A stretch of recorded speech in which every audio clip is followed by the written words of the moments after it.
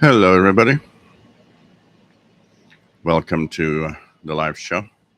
It's going to be a little noisy today because the air conditioning is working.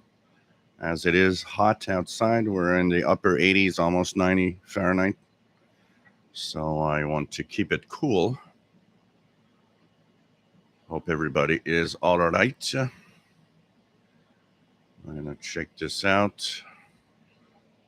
I will be probably interrupted a couple of times during the show. So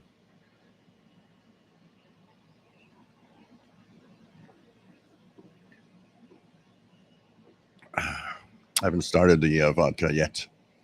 We'll finish my little orange juice before we do so. Let me just check if everything's all right here. It is, seems to be okay. Everything's all right there.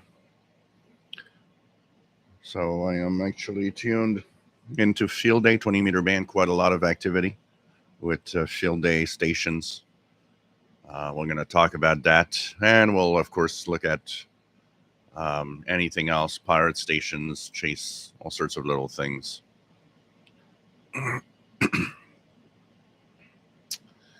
And so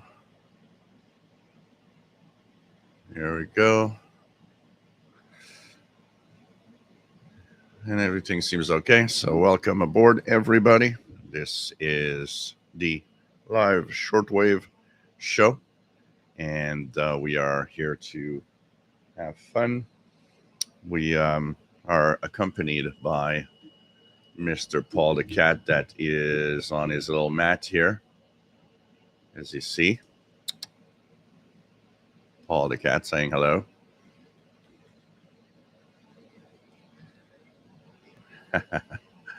So he's on the little mat that I put there, which is actually the bottom of a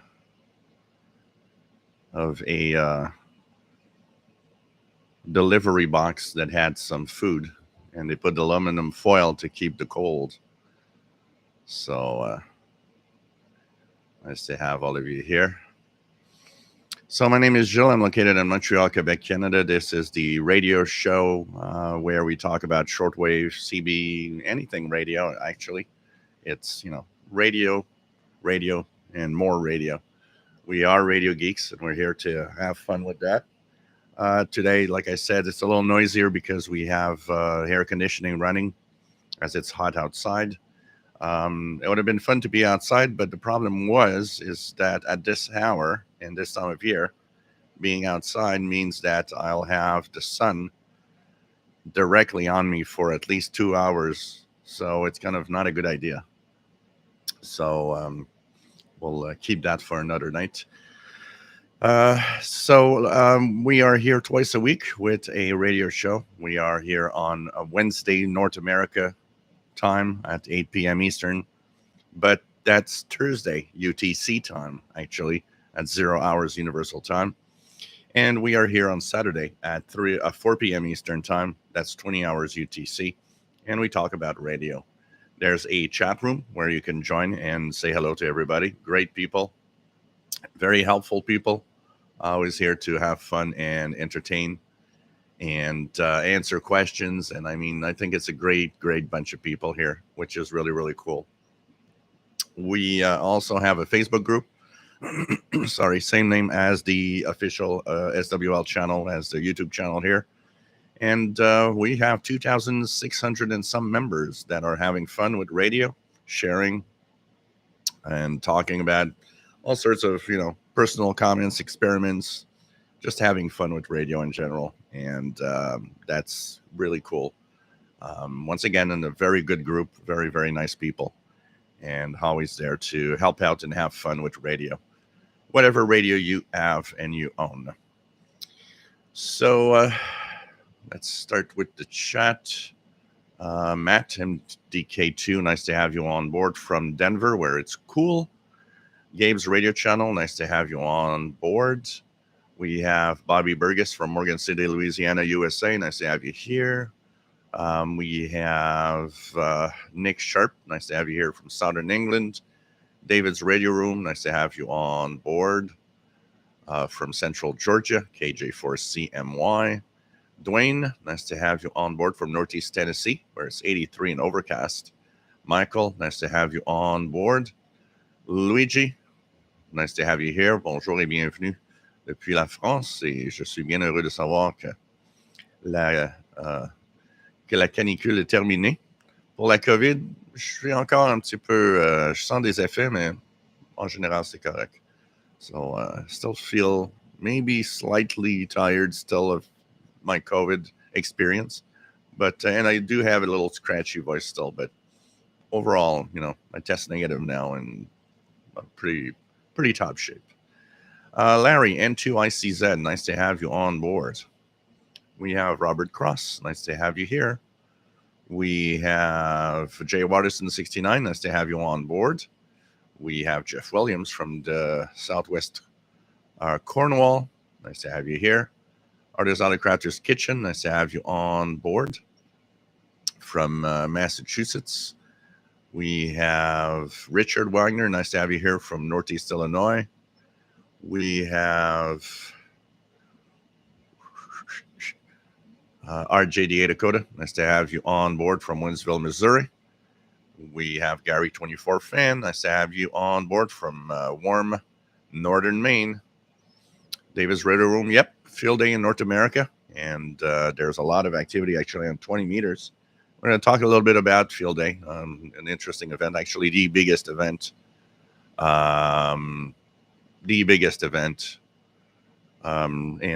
here on 20 meters, I see on the SDR, there's a lot of hams between about 14,150 all the way up to the top of the band, almost 14,350. So it seems there's a lot of stations for the field day happening. Lots of CW stations also, because field day is not just a single sideband, it's every mode. So it could be CW, some are in the CW portion for the Morse code portion. And of course, a lot of, there's some single sideband. There's some digital modes. There's all sorts of things in there because I think everything is permitted as long as you follow the rules of operation of what field day is all about. Alan, nice to have you on board from Northeast England. We have Storm Radios and Cats. Nice to have you on board. PLF Radio, bonjour. J'espère que ça va bien. Toujours un plaisir de t'avoir parmi nous. Nice to have you here from France. Serge, nice to have you on board from Switzerland. Really enjoyed the midweek outdoor show. Sadly, can't join on a Wednesday stream live due to the time shift. Yeah, I ended a little quickly because the software that I was using for the stream crashed on the computer. And I had two choices: to restart, which meant I had to issue a new link. The other option was, and of course, I looked at the time. We had about an hour and a half done. Plus, I was outside, and I could see on the radar that showers were not that far away, so I didn't know exactly when the rain would start. So I thought, well, you know what? Let's end it here, and hopefully it's not going to crash today. Well, it's not the same computer. It's not the same computer, and it is also, this one is the one I use usually for the stream. I don't use a laptop much for it, so for some reason, something didn't work out. What else do we have? David Flodman, nice to have you here from Central Missouri. We have DJW883, nice to have you on board from a hot Southeast Pennsylvania. Probably all in the same bubble. Matt, MDK2, 20 meter is hopping, 15 and 10, not so much. Yeah, the solar flux is quite low, 120-ish. So I guess maybe 15 and 10 are not as good for the field day activities. But 20 is full of signals there. What else do we have? Bob, nice to have you on board. WA2SQQ from New Jersey. We have Blog or Die. Nice to have you on board from Central Virginia. Everybody saying hello to Paul. Gabriel, nice to have you here from Uruguay in winter. CVC2606. TVDXer, bonjour, ça va? J'espère que tu vas bien toi aussi. Nice to have you on board from not very far from Montreal. We have. Let me just try to find this. Okay, we have Bobby Burgess, which is in the 90s in Louisiana. David P. Miller, nice to have you here from Cherry Hill, New Jersey. Tustin Loaf, nice to have you here from Alabama. Sheila, nice to have you here from Belleville, Ontario. Chuck, nice to have you on board from sunny South Texas and 5KVO. Shelly, nice to have you on board from South Central Pennsylvania. We have Art, nice to have you here from New Jersey, K2ADC. Matt says, HFU says, Radio Pamela will be broadcasting test transmissions all weekend, starting Saturday night at 21 to 03 UTC on 7875, hoping to hit North America, and Sunday 09 to 13 to Europe. So this is going to be interesting to check out in 40, 50 minutes from now. So 21 UTC, we're going to check that out, 7875. Hopefully it's going to work. We have Andy New. Nice to have you here. M7CUN from the UK. Nice to have you on board. Tivity Exeter, back after a week of vacation in Arizona. I dropped in for a second last Saturday. Show started at 1 p.m. there. Yeah, kind of weird, with the time zones and everything. Alan says, remember the 13 colony special events from July 1st to 7th. So check the European band plans for the UK bonus station. And so that's going to be cool. Robert Cross, how's the weather station? Yeah, I like it. It's really nice. It's really cool to have the lightning when it happens and lightning strikes. And yeah, I'm enjoying it. There's a lot of useful information on it and lots of cool little things that it shows and tells me. Plus the rain gauge and everything. It's kind of cool. I'm enjoying it. I'm happy to have purchased it. Sergio Ricardo, nice to have you on board from Brazil, PU2SUB. Paul Muffet, nice to have you here from Northern Arizona. We have Matthew, nice to have you here from New Zealand. What else do we have? There's Idle Crafter's Kitchen. Does anyone have that new Ethon receiver yet? I don't think it's out yet. I haven't had any news about it in a while now. Stephen Hull, currently using FT8 on 40 meters. Neil, nice to have you here from Nottingham, UK. We have Relaxing ASMR Gaming. Nice to have you on board, and pretty cool to have you here. What is my mic plugged into? It's plugged into an Audio 2000 console, which is a USB plugged on the PC console. And yep, does sound pretty good, honestly, with the Shure microphone, which is a standard and a classic, honestly. So, but it's an Audio 2000 console that has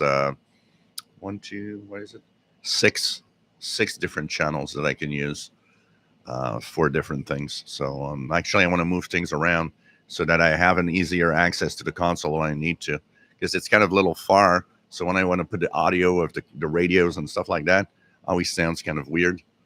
But thanks for the comment. What else do we have? Skipwave DX, nice to have you on board from the Catskill Mountains of New York. Patrick, nice to have you here. Tarek, nice to have you on board from Cairo, Egypt. Jeff King, nice to have you on board from Jacksonville, Florida. 105 degrees. Youch, that's hot. VA3JPX, nice to have you here. James from Ottawa.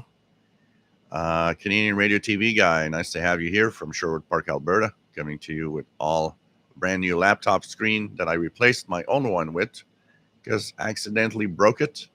That's always heartbreaking when we, it's like dropping your phone. You drop your phone on the sidewalk and it's like you're hoping that it still works and that the screen hasn't cracked. It's like for a moment your heart is kind of beating faster. And St. Pharaoh's following along today with the R8, the Drake R8, the AirSpy HF Plus H501X, a glass of Chapoutier La Bernardine 2018. So that sounds interesting. I'm not yet on my vodka. I'm going to just finish my little orange juice here.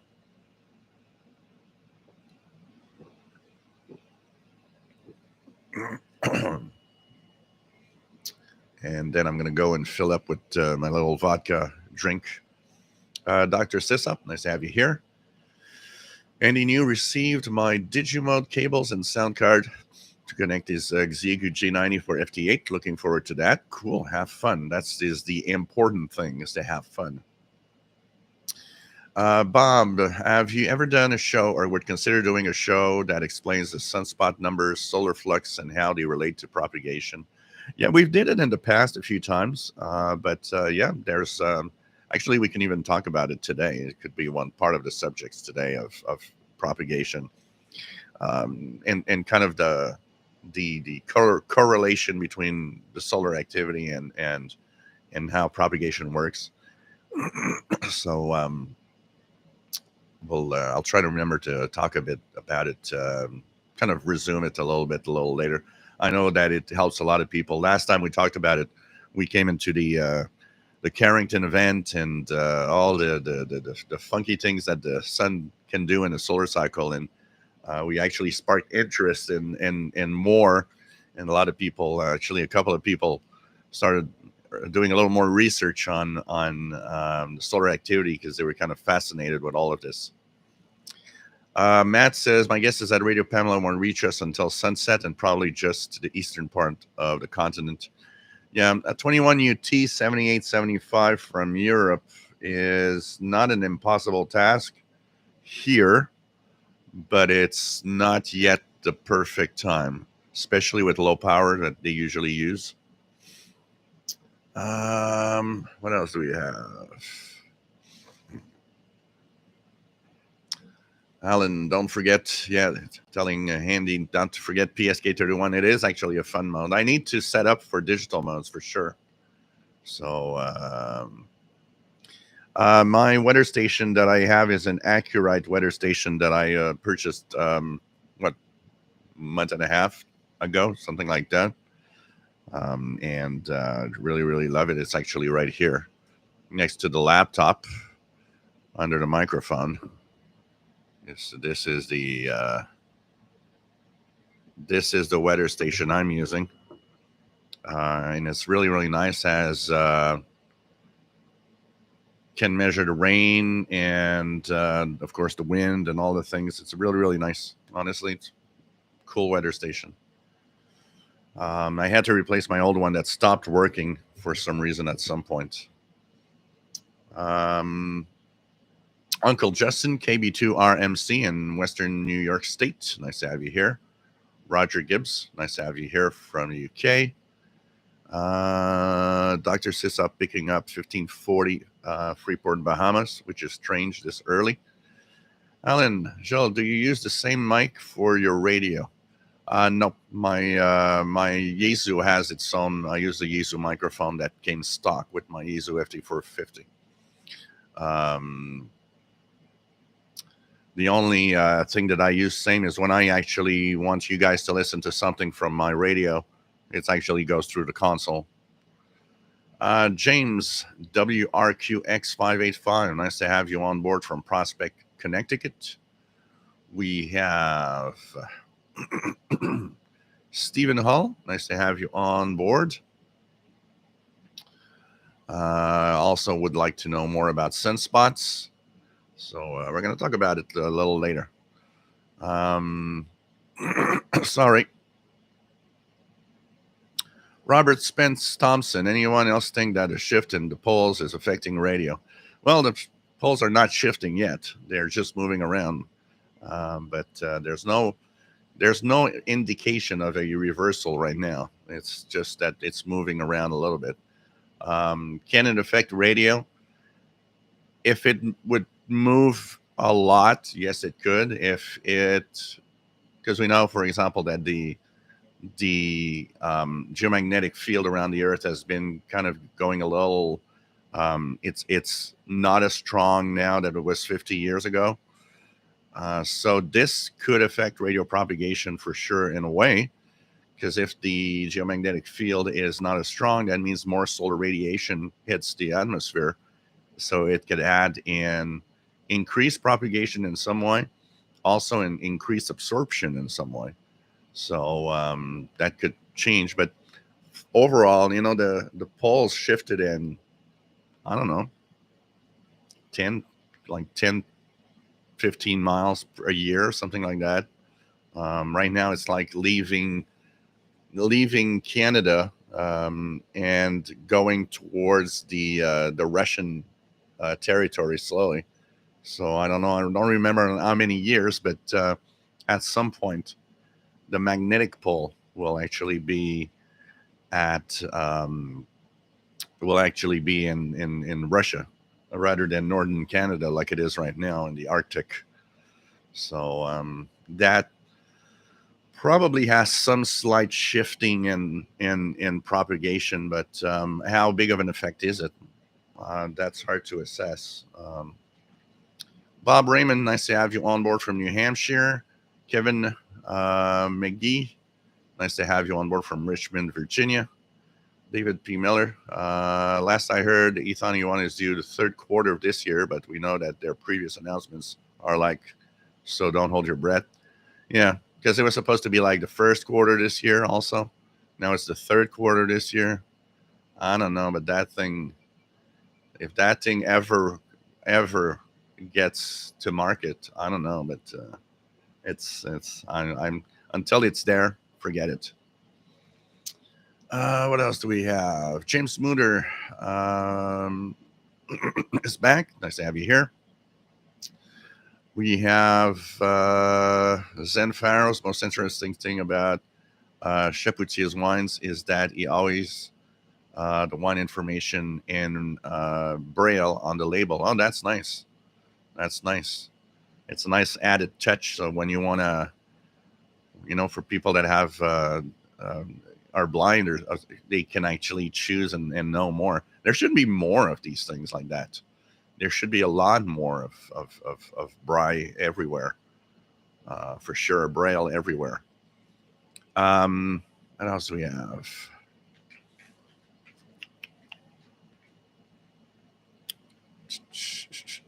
Dr. Sisup has WWV in 25 S4, as WWV on 20 S 15, WW 15 S8 S9.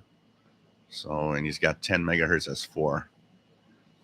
Canadian Radio TV guy, where has Radio New Zealand been on 13840, or are they only on 15720 this summer? They're only on 15720. They haven't changed this summer for 13840. It's not that they might not change at some point, but I think they're probably using the fact that there's higher solar activity and they know that 15720 gets a good signal. But Radio New Zealand is actually changing their transmitters, and they are purchasing brand new transmitters and are committed to continuing to broadcast to the Pacific area, which is really nice. Really nice. It's, at least we know that Radio New Zealand is going to be there for a while. With Radio Australia gone, Radio New Zealand is the only station left that can actually give news to the Pacific, and there are quite a few Pacific islands that have said that it's extremely important that shortwave exists, because it's one of the only ways they get news and information, especially when something happens. So this is really, really great. Really great to have that. Laura Robertson, bands are lit up for field day. Indeed. 20 meters full of signals right now. Alberto Wilson, nice to have you here from Massachusetts. René Charbonnier, bonjour, nice to have you here from the Netherlands. Matt, MDK2, thank goodness for RNZI's new transmitters. Yep. Kevin, nice to have you here from New Jersey. Radio Taiwan on 9405. Really? Do I have a 9.405 here? I've got absolutely nothing on 9405. Interesting that you're getting a signal there. I'm just going to check the EIBI space schedules here. And if we look at 9405, Taiwan is not there at this time. So I don't know what you're getting on 9405, but it's not listed at this time. Interesting, you're getting a station on 9405. Are you sure the frequency? Could it be like 9410? Let's see, what do we have here? 94, and what's close? 9410. 9410 would have a Radio Cairo broadcast. No, that ended. So 20, do we have 9410? BBC went out Saturday and ends at 20. And what else? 9410. 9410. Oh, there's a station 20 to 2030. If it ends at 2030, there's something, it says here, unknown station from the Wolverton, UK transmitter site. So that would be possibly what you're getting if you're getting 9410 instead of 9405. And it would not be on 9400 because there's nothing at this time. So I'm guessing you might be tuned to 9410 rather than 9405.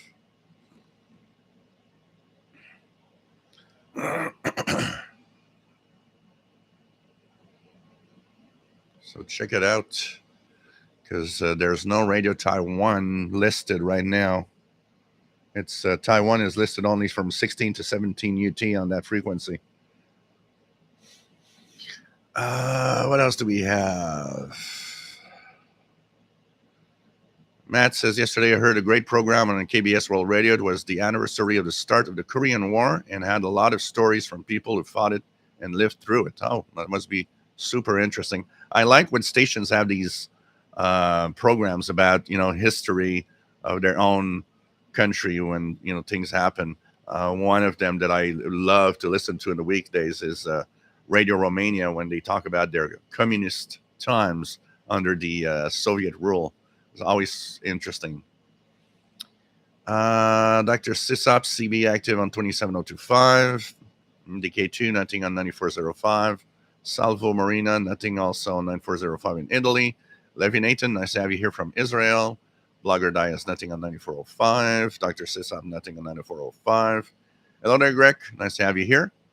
S. Fred, nice to have you here. Nothing on 9405.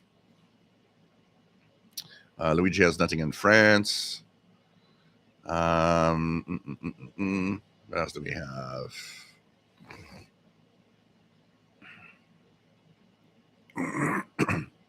But you were on 9405. I'm talking about 9410, Kevin.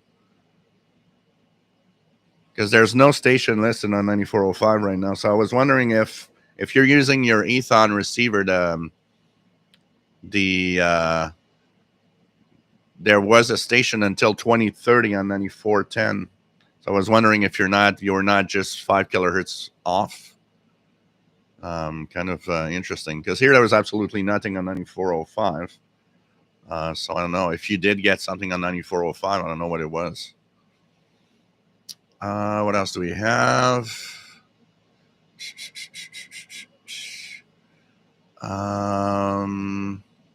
Robert Prost picking up 9440. What else do we have? Storms, Radios, and Cats, 11175.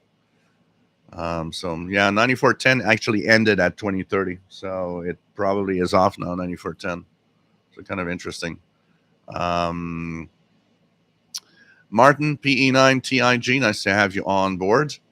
Canadian Radio TV guy says nothing heard here on 9410. Richard Wagner's got nothing on 9405. So kind of interesting. Jim Gordon, nice to have you here from Scotland. And so was able to receive on my R108 during the week the broadcast WMLK on 9275. New transmitter, I believe. Yep. They are back on the air with they fixed the transmitter. They will eventually soon be also on 15150.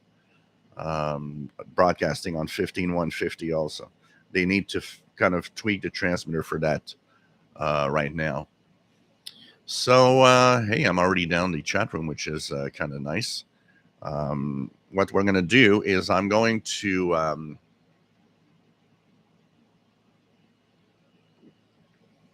so you got a station strong on 9405 on the Texan PL990X. 9405. It's interesting because there's nothing there. And the only station that, unless something new has popped up, but it's interesting. That is weird. 9405. Huh. And nobody's getting it except you. That is weird. That is so weird. Can you try something? Can you lower the sensitivity? Switch it from DX to kind of normal or something like that, just to see if it's not some kind of strong image that is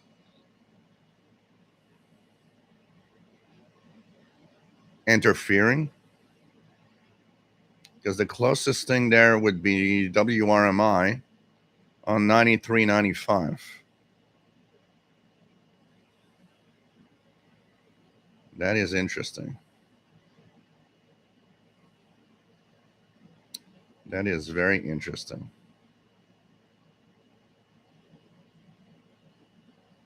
Is it in English? Just out of curiosity.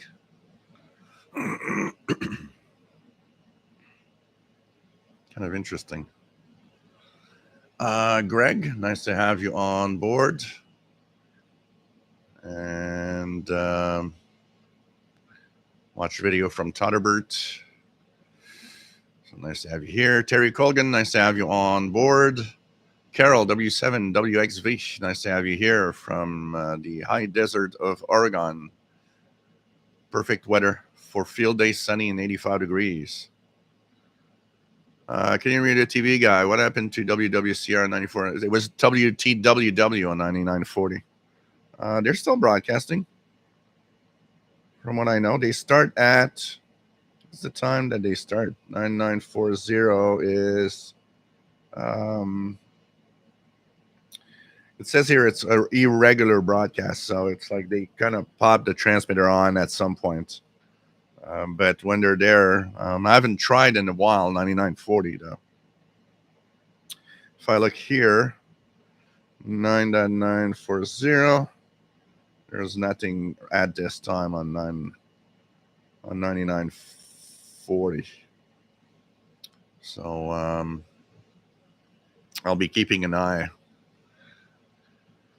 Dustin, shifting the magnetic poles definitely affect the positions where the auroras are seen. The circular band of auroras is centered on magnetic poles. Yep, that's for sure. It will change some of. It does change some of a few things.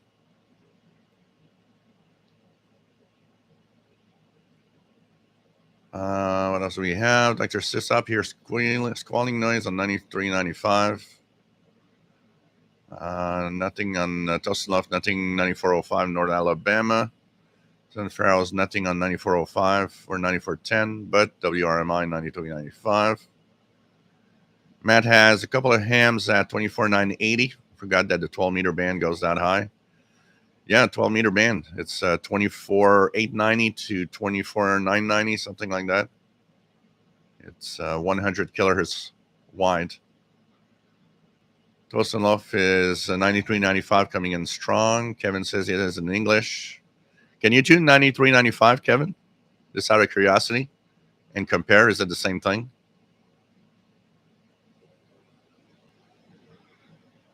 Tristan, nice to have you here. Because if you have 93.95 real strong, maybe if your filter in the 990X is set to 6 kilohertz, maybe it's set too wide.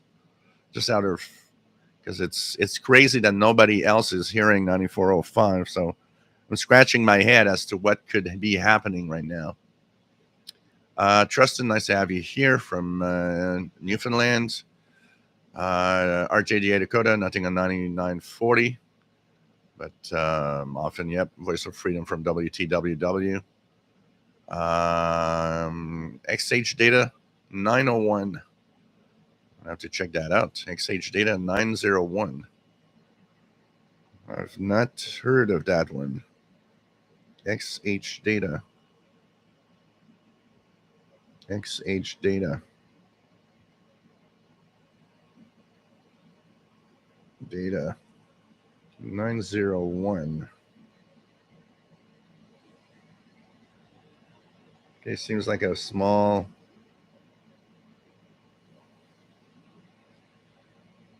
AM FM shortwave radio DSP.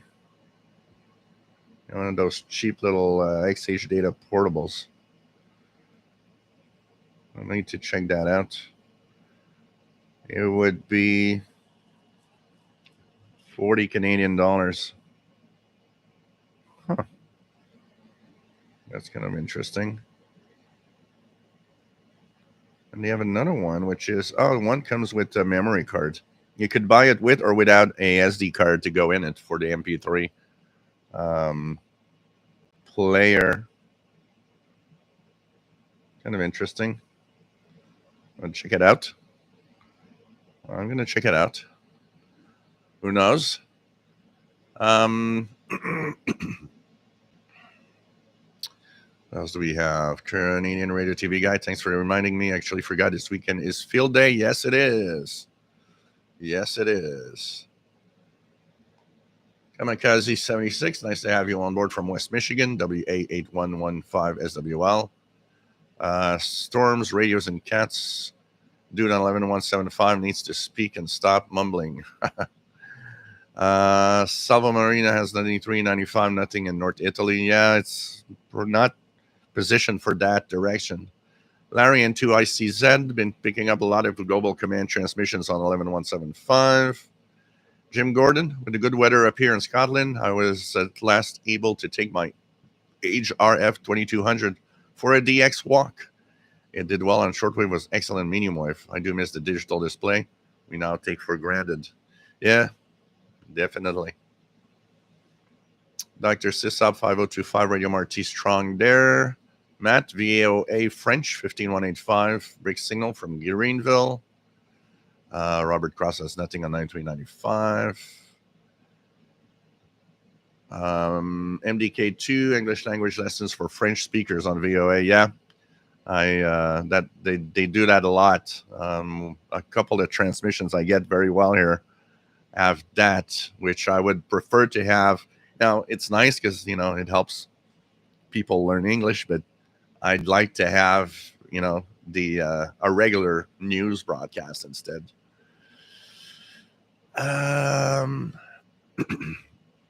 Dr. Sisop is 15140 lately. No signal. Is it still there? Yeah, I came across it. It's never very strong here, but I came across it.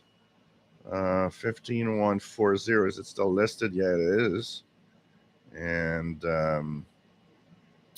it should now. It ended at 2030, but I came across a couple of times in the past few weeks. Not very strong, but it was there. KI7MGC, everyone from Portland, Oregon, hanging out on my back patio with a brand new Icom IC 7300 and an end-fed half wave that is 30 feet in the air, catching this awesome stream. Cool. Have fun. Sounds like a great setup.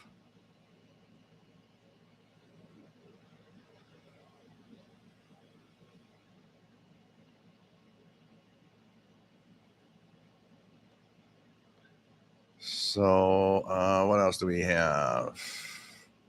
Greg says cloudy in the mid 70s in Milwaukee.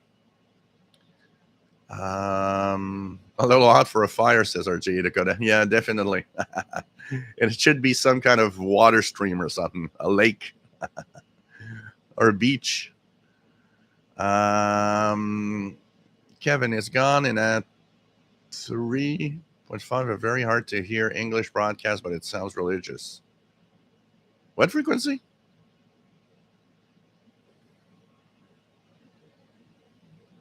Oh, you mean 93, 95, probably. You put a dot. I would guess it's maybe 93, 95 you're talking about. It could be religious. 93, 95 does have Brother Stare and stuff. It's kind of interesting, Kevin, that you got.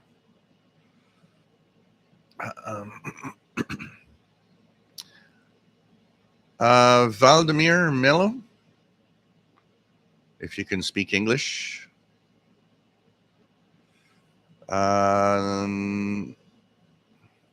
Kevin says 9395 is an unreadable signal now. Very confusing. That is weird.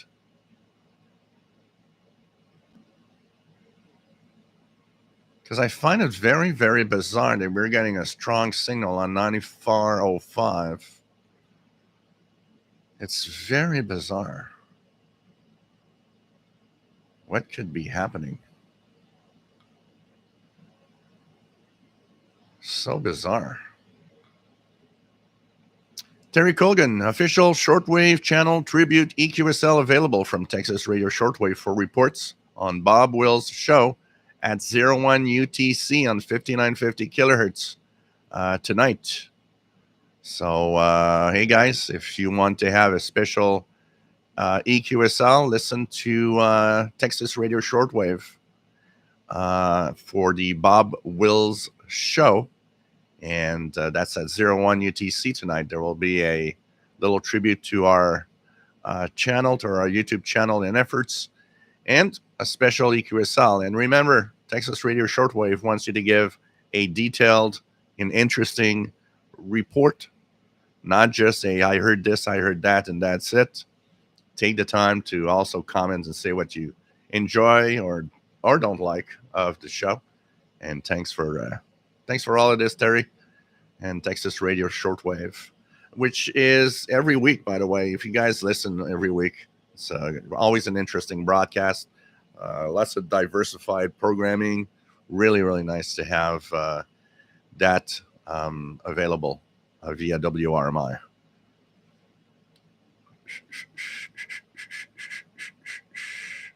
What else do we have?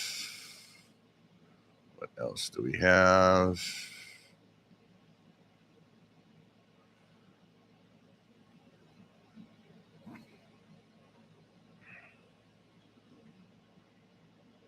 What else do we have? Dr. Sisop, 15140 knots radio van in Cuba, but I don't know if BBC uses that frequency at some point. I don't see any BBC frequencies there. On 15140, what is being used is there's a China radio broadcast, there's a CNR1 jammer, Fire Drake. There's a Voice of America broadcast from 0506. The rest of the schedule from 11 to 2030 is Radio Havana, Cuba. Harper, saw the cat on your thumbnail, so I clicked. Love your channel, dude. Cheers from VK1. Nice to have you on board, my friend. Some radios and cats, 27255 megahertz upper sideband mystery digital transmission back at S5. You know what? 27255 is one of the, I believe, 5 remote control frequencies for all sorts of devices and toys and some of them sound digital. So it could be some remote control car, truck, plane, whatever. I used to have a 4x4 that used that frequency as its, and it sounded like almost like a TV buzzing signal when I was using it.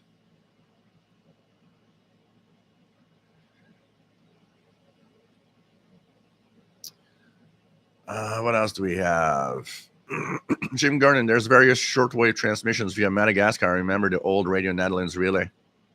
They come in really strong from here in Scotland. What is reception from Madagascar like in North America? A lot of the stations broadcasting from Madagascar give an amazing signal here. Because what is interesting about Madagascar is a lot of the stations, they use it to broadcast towards Africa. Like if they broadcast towards West Africa, it's in the same direction as going to North America. So what happens is that the Madagascar signal, because we see it here. So Madagascar is right here on my map in the back. They broadcast to West Africa up here. Well, continue, and we're getting into North America. So we're getting some really amazing signals from many of the broadcasts there. I actually right now the one of the signals that I love before going to bed, I have a great reception of the BBC World Service on 9915 at 04 UT, which is midnight local here. Beaming, it's booming in from Madagascar 9915. So, but there's a lot of great signals. Madagascar Relay is an amazing place, and I wish more stations would use it and broadcast to Africa, because it definitely helps in receiving a lot of the stations. Luigi has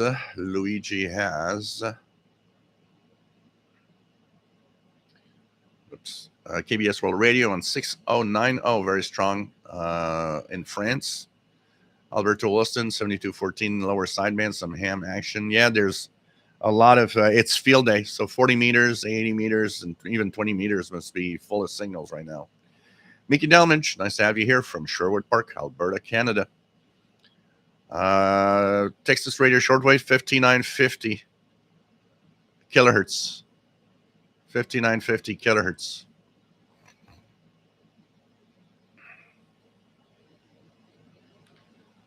So,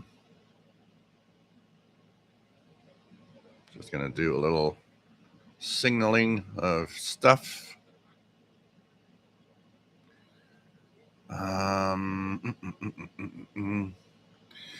Some radios in cats. This transmission is heard all over the U.S. on 27255. So there definitely is something broadcasting, because it's one of the 5 frequencies. There's four of them are in between CB channels, but one, that 27, the channel 23 one, 27 for 27255 is a is the only one that is on a CB channel direct.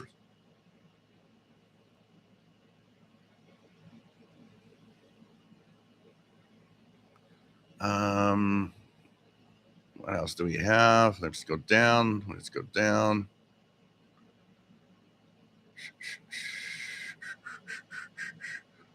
Hey, David in Barcelona, Spain. Nice to have you on board, my friend. Salvo in Italy has 7610 kilohertz. Tosanlof, remember at some point, channel 23 was also, it is an RC channel, which was unfortunately a bad choice, like you say. It was the only one that was on a channel, because the other 4 were in between channels. So, but even then, those cheap radio control models of the day, I had a lot of them. If a CB was strong enough, it would just go berserk with the radio control.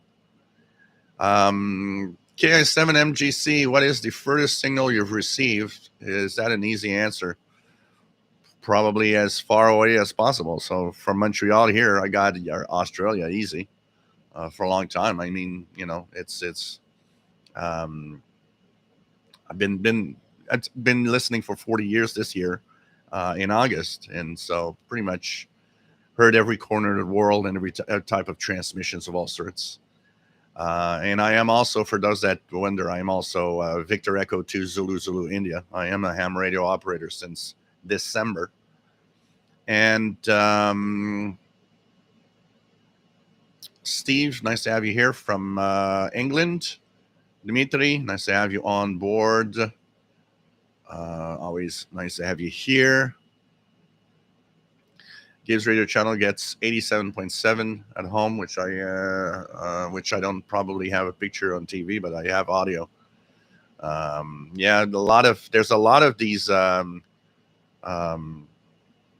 Franken. They call them the Franken FM stations.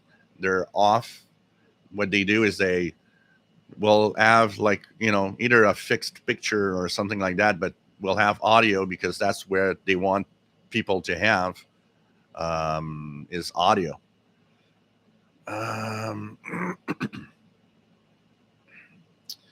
What else do we have? Like there's SysUp here, SDL link on 25655 FM.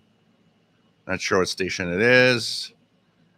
Jeffrey Warren, nice to have you on board. Says band dead on 20 meters in East Massachusetts. Man, I don't know what setup you have, but my 20-meter band here is full of signals. That is weird that you're not getting a lot with on 20 meters in Massachusetts. K1ZHD. Arches Out of Crafter's Kitchen says, I had an RC car that only took left turns, ran on 27 megahertz, and CB has always interfered with it. Yep. Alan, yep. At some point, I'll be in the log.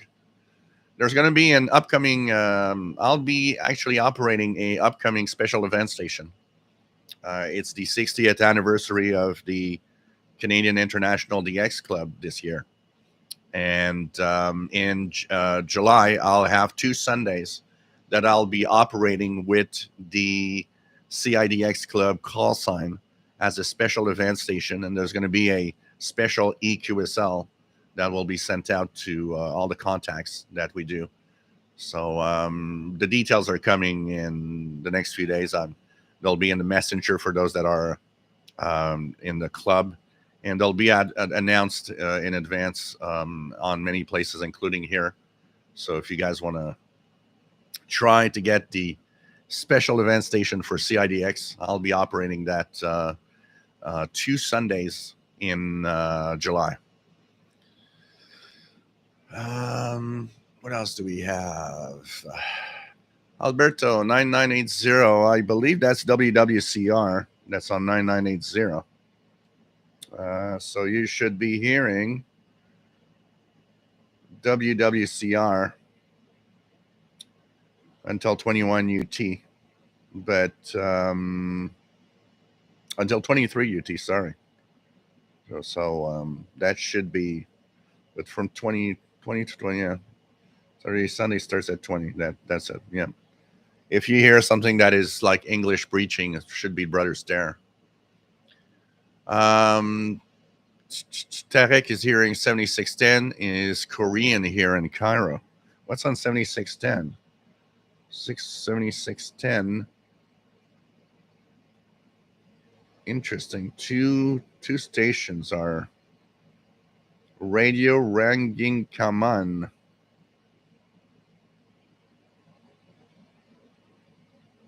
At this time, it would be, there's something from Chile. RCW Campania Worldwide. Anybody getting that? RCW Campania Worldwide, Spanish from Chile. First time I hear that. I'm going to check 7610 here. 7.610. Not seeing anything on the waterfall, but kind of interesting. So maybe some kind of something not listed on 7610 you guys are hearing in Europe. Harper has S51SK on 7149.27. So what else do we have? Like your SysUp FM soon go down to 82, then 76 megahertz. Jim Gordon, my furthest signal received here from Scotland would be Radio New Zealand, quite a long way. You know, it's like Madagascar we were talking earlier. I hear NHK Radio Japan French from Madagascar easily. And I'm talking to my nephew one day, and I'm talking about, I'm hearing it from Madagascar. And he kind of hints that it might be further away than actually hearing it from Japan. And so I decided to look on the map. And yeah, hearing Madagascar is actually further away from me than hearing it from Japan, which I have a hard time hearing. So it's kind of funny.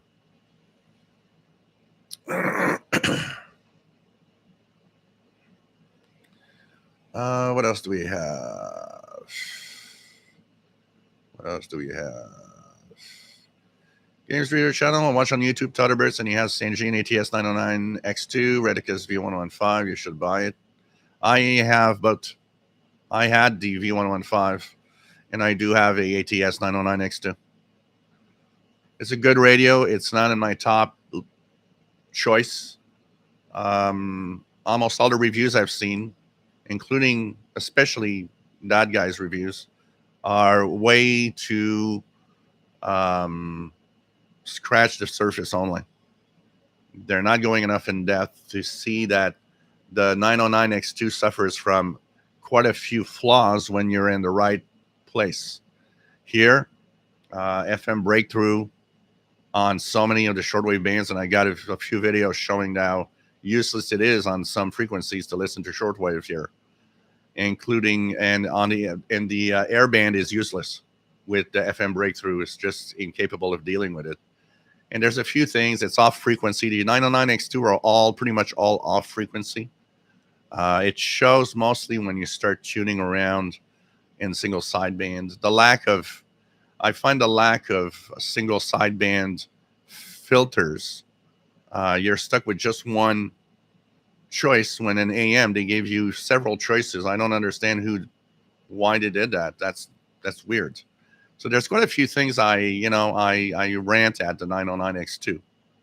That said, if you're not in this environment that I live in, and FM breakthrough isn't a problem, you have a decent radio. I mean, a lot of people I've seen seem to like it.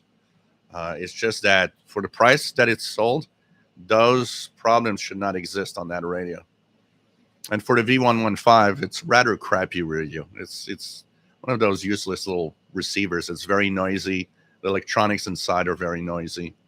And apart from being a good MP3 recorder, nothing much more.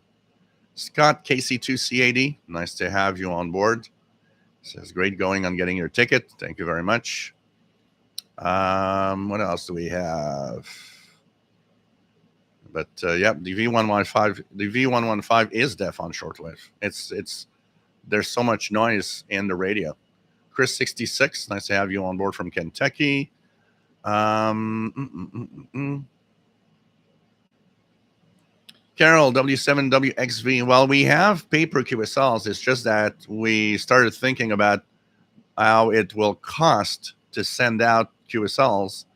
And it was like, no, we're going to do an EQSL. It's going to cost too much money to send, unless we'll probably give an option. We'll probably give as an option is if you want a paper QSL, you'll have it, but you'll have to pay for, you'll have to send a stamped address, a self-addressed stamped envelope, as they call it, so that we can send it free of charge.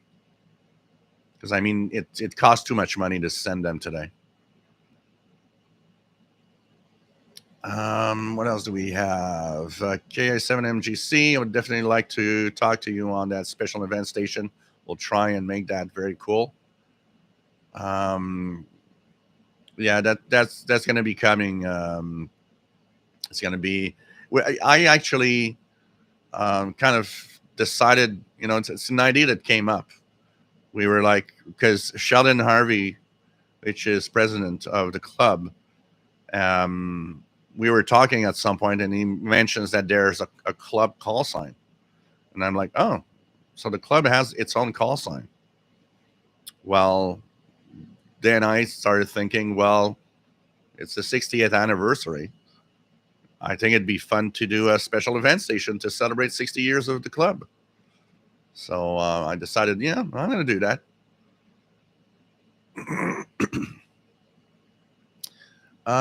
Jeffrey Warren, Bad Coax, K1 ZHD. Right, their band now wide open. Aha. Sometimes you got to verify the cables, the coax, and all the connections. Because it was weird that you were not getting anything on 20 meters right now. When I looked at my 20 meters here, we're not that far away. Gabriel, if we listen to you on a special event, we'll get your personal QSL too. You have physical cards. I don't have the physical cards yet. I was looking at a few places where I can order my own cards. I will be making an EQSL also for my own station. For the special event station, the card will only be the special event card. As for a physical QSL from me, yeah, that can happen. I'll see how it's gonna go. I can't send 1,000 QSL cards to everybody because it's gonna cost a fortune. But maybe some way to have the cost or something.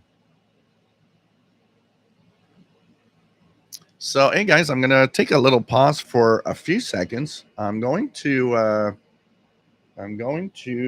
put you guys on a. Let me just check it out here.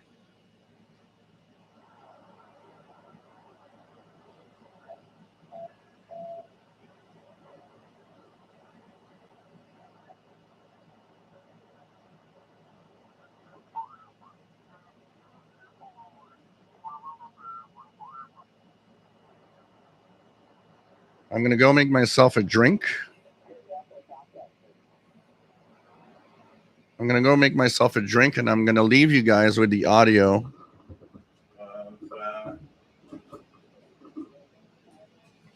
of a station.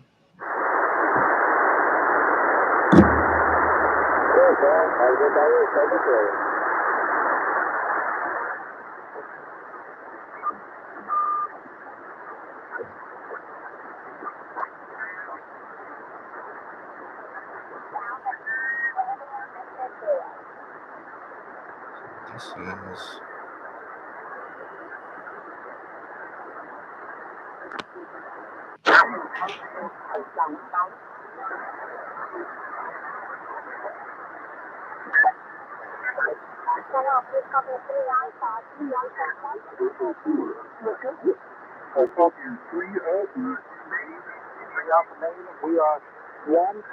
So I'm leaving you with a hand station. I'm back with a drink.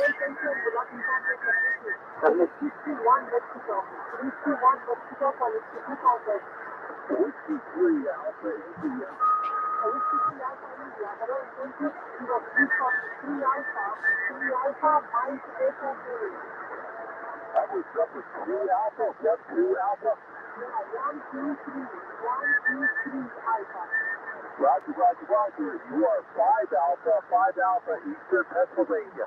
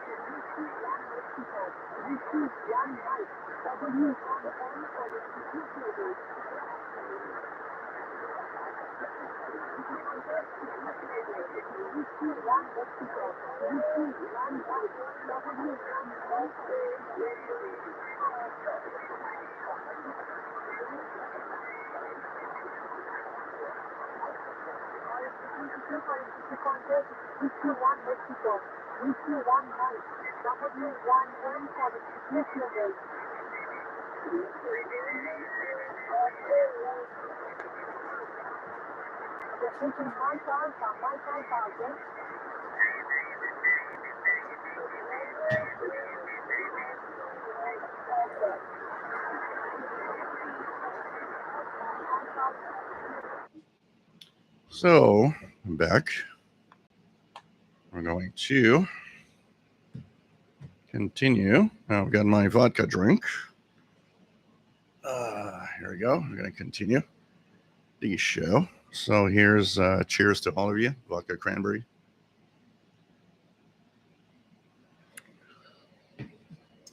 And let's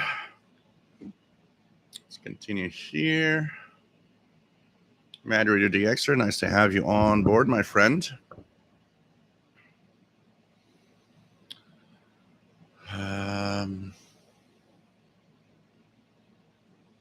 What else do we have?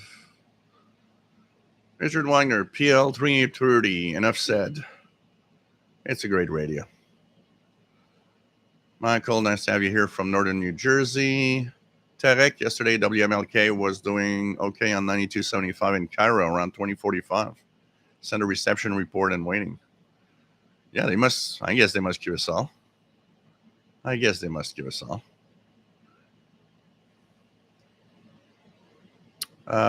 Storms, radios, and cats. Dark Pot Cat has decided to lay between me and the laptop. What else do we have? Nope, same camera that I've been having for ages. Sometimes the sharpness of the picture has to do with the fact that YouTube decides to change its what quality it's streaming from. So sometimes it happens that you don't notice it, but you go down to like 720p or something. But it's the same. This is the same camera. Same camera I've been using for years. It's a Logitech C920, which is still one of the top cameras today. So H75, yeah, that pirate station that's supposed to try for North America. Anything on 7875 here? Nope, not even a peep of a signal. Not even a little something on the waterfall, nothing. So, Dr. Sisop, I hear FM bleed through on my Yeesu now on parts of 6 megahertz and FM tower half a mile down the road behind residential housing. That's 4 stations on it. One of them is Adri Radio. So, wow. On a Yeesu, that's something. And these radios in general are pretty tough. Gary 24 fan, what's a double? Bobby Burgess wasn't for KBC doing digital modes. Yeah, I don't follow KBC. I'm not a fan of listening to the mighty KBC. I'm totally fine, and I find it cool that they continue broadcasting shortwave, and I hope they continue. But I pretty much never listen to mighty KBC.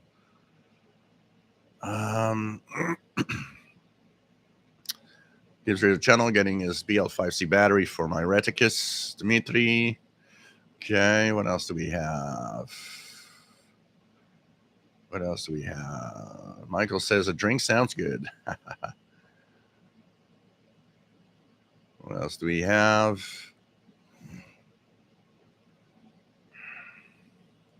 John Beckham, nice to have you on board from Northeast Florida. We have... yeah, Greg, I'll say hi to Paul the Cat and Paul's girlfriend. Absolutely. Had some pictures. I have my phone here. No, it's not here. Some really nice pictures. Oh, I had one here. I got to show you guys. a little cute moment between Paul and his girlfriend. I want to say hi, by the way, to Richard Lemke. I forgot to check the email. Richard Lemke checking in from St. Albert, Alberta, Canada. It's 21 Celsius. Greetings, Richard. Nice to have you on board. Where is the picture? It's really cute. Where's the picture? Oh, here we go. It's Paul and his girlfriend close to each other. That's really nice.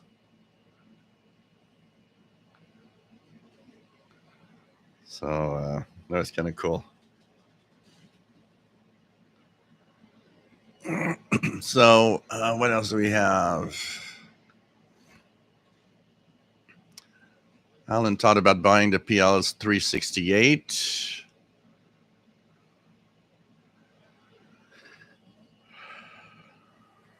Games Radio Channel. I have some HD transmission on in my car radio. My dad listens to 1029 in Hartford, Connecticut.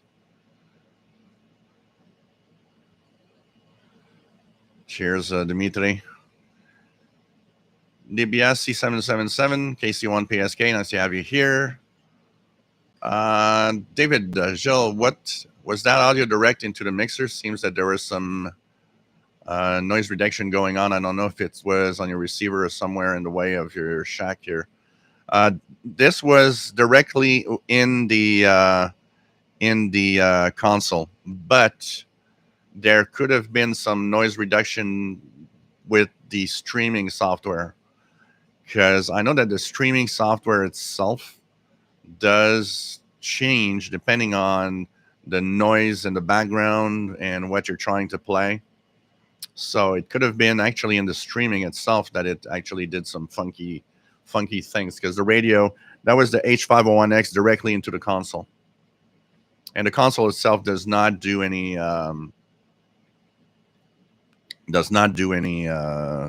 noise reduction of any kind. Kevin 15770 Radio Prague. Sure, this one. Yep, Radio Prague via WRMI. Love the mysteries that occasionally pop up, even if not immediately identifiable. I believe there is a scientific explanation in radio operator. It's always a possibility. Yeah, it's just, it was so curious. It's like, okay, you're hearing something, nobody's hearing anything. And, obviously, I know that you were hearing something. So you're trying to, you try to kind of think what could be the cause of whatever signal was there. So, but yep, it's part of the fun. Part of the fun.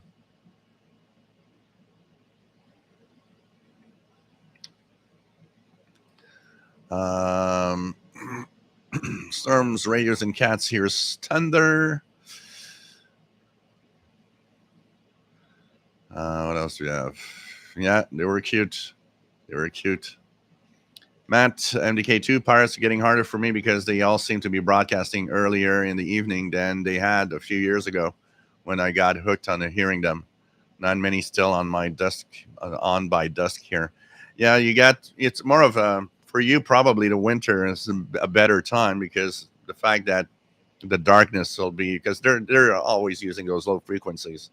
So the fact that the darkness arrives earlier might actually help you out also. Next weekend, it's Canada Day on Friday. It's 4th of July for you guys in the U.S. on the Monday. So next weekend, I'm expecting that's going to be a big pirate weekend for pirate radio stations.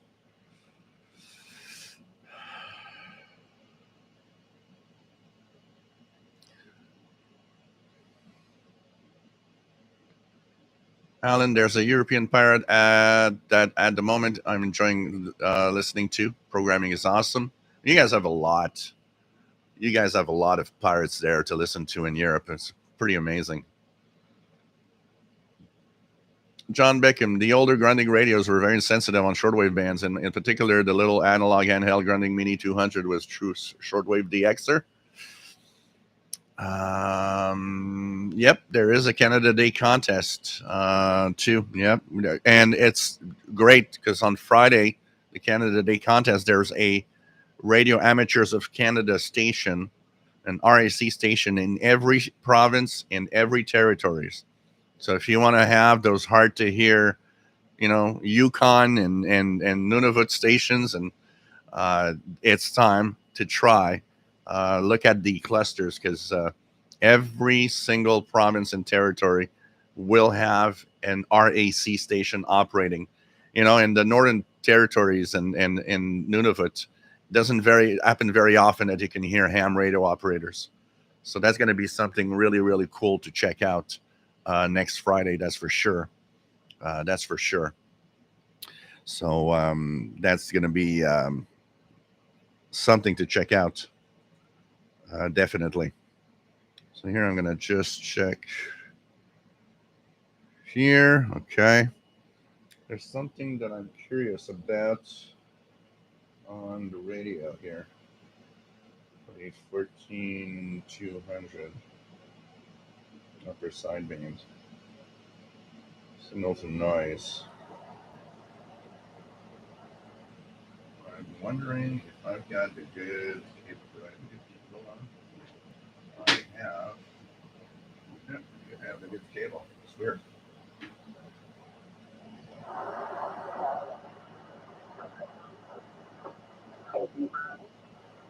Yeah, okay.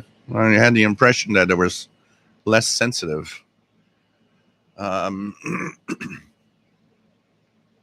what else we have? Matt says, took me a while, but managed to work every Canadian province on FT8. Wow, that's cool. 2120 is M12 on 10544 if you guys want to try that.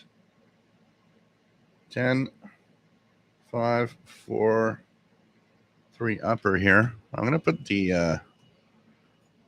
my headset. So that's the sweet sounds of my Texan H501X. So in 2 minutes, 10544 CW M12 is the Morse code spy number station coming out of Moscow, Russia. And so 10544 CW, and if you don't have CW, you can try 10543 upper sideband. David, thanks for the info. I once did some short live tests with my Logitech webcam and its built-in mic directed to YouTube and had this noise reduction that I couldn't override. Solution was to use OBS. Yeah, there definitely is. You got to choose and change the software because definitely there's some noise reduction going through the software itself on the streaming. I think it's a way that it's trying to compensate for maybe background noise. And since it was hearing a lot of static from the radio, maybe it was trying to cope with the static and try to remove it. What else do we have? Prince Edward Island proved to be the hardest. I haven't decided yet, but I kind of would like to maybe participate in the Canada Day contest, not to win anything or to have a great score, just because it gives me new stations.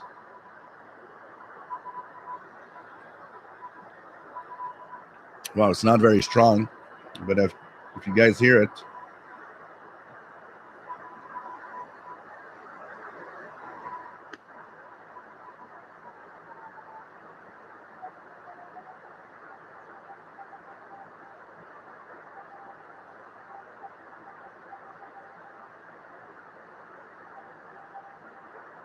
It's not very strong, but if you guys can hear it on my radio, the M12 Morse code station's there very weak. 10544. So you guys might be hearing that. So, like I was saying, Part of me wants to maybe kind of set up and be there in Canada Day contest and contact some Canadian hams and other hams because you can contact anybody. So it could be a nice day for me to do some hamming on Friday.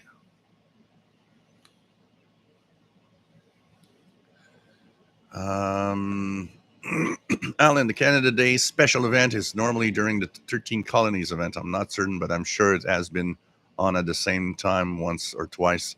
Actually, Canada Day is always on the 1st of July. The contest, Canada Day contest, is always on the 1st of July. But the 13 Colonies event, I think, goes from July 1st to July, what is it? July 1st to July 8th or 7th, something like that. Which means on the first day of the 13 Colonies event, it is also Canada Day. Tenamus just got home from local field day event. Cool. Hope you had fun there. Kevin, thanks for the tip. Pretty much appreciated. As you guys know, if you want to help out and tip, there is a super chat capability that you can use and give me a little something. And that's always helps out and goes into purchasing new radios. I have to look at that. It's been a while now since I had a new radio. People hearing 10544. Storm radios and cats weak into Kentucky. It's very weak here today. It's much stronger than that usually.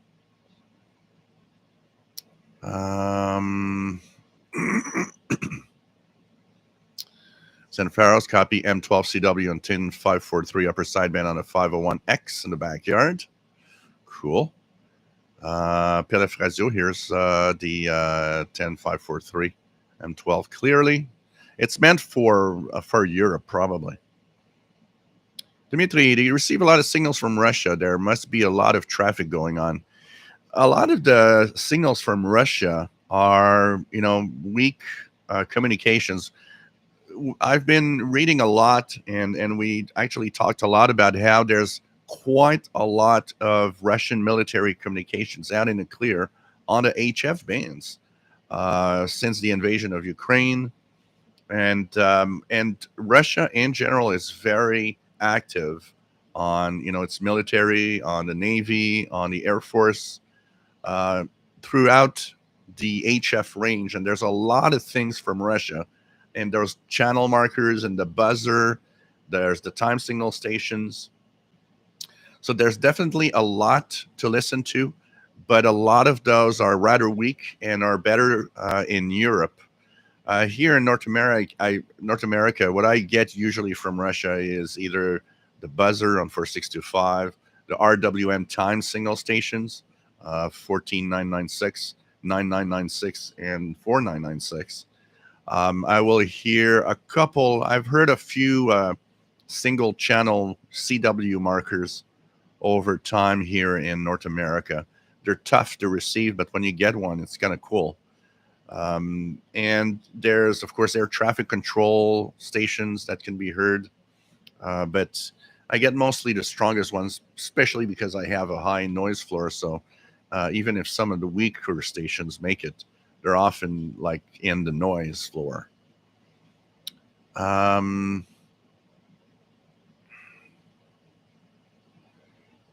Just gonna do this.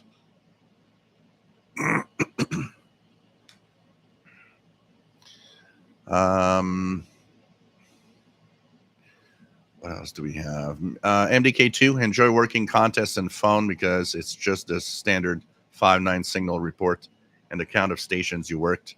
Easy peasy, and you're finished. Yeah. I think I'm going to, I want, part of me wants to do it. I think I'm going to do it.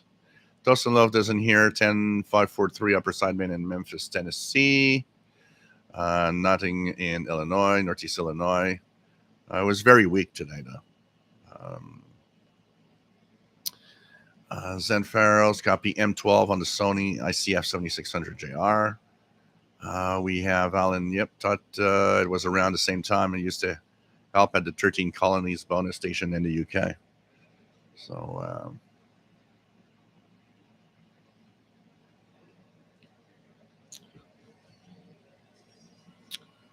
this Ratty RF76. Let me check that out. Oh, look at that. That's a Rongda. It's in Hang Rongda. No, it's that log band. This is definitely the Han Rongda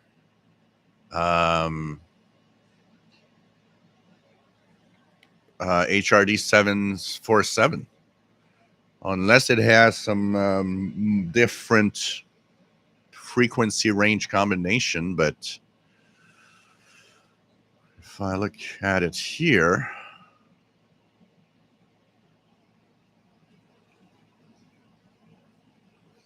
that definitely is the same thing as the Anrongda 747.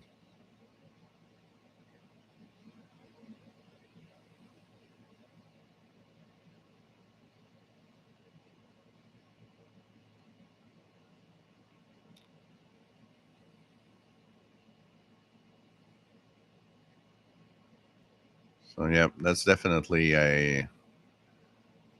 It's interesting how these people have an interesting opinion of the Harmrongda. I'm sorry, but it's a crappy radio. It tunes in shortwave okay, but for the rest, doesn't work that well. And single sideband is crazy to tune. The only thing that could maybe help a little, let's say on that um, model that you're showing there, pileups radio, is if they updated the firmware and maybe fixed some of the glitches that could be fixed through a firmware update, like the SSB tuning.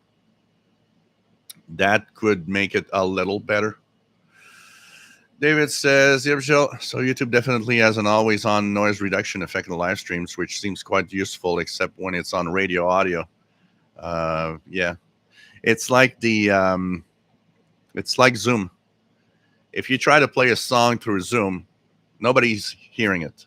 Everybody's going to tell you, well, I don't hear anything, because they block anything that is music. So it's the same thing. If you want to, the other day in the Zoom meeting, I wanted everybody to hear a kind of an interval signal from Saint-Lys Radio in France, which was the Marine station back in the day.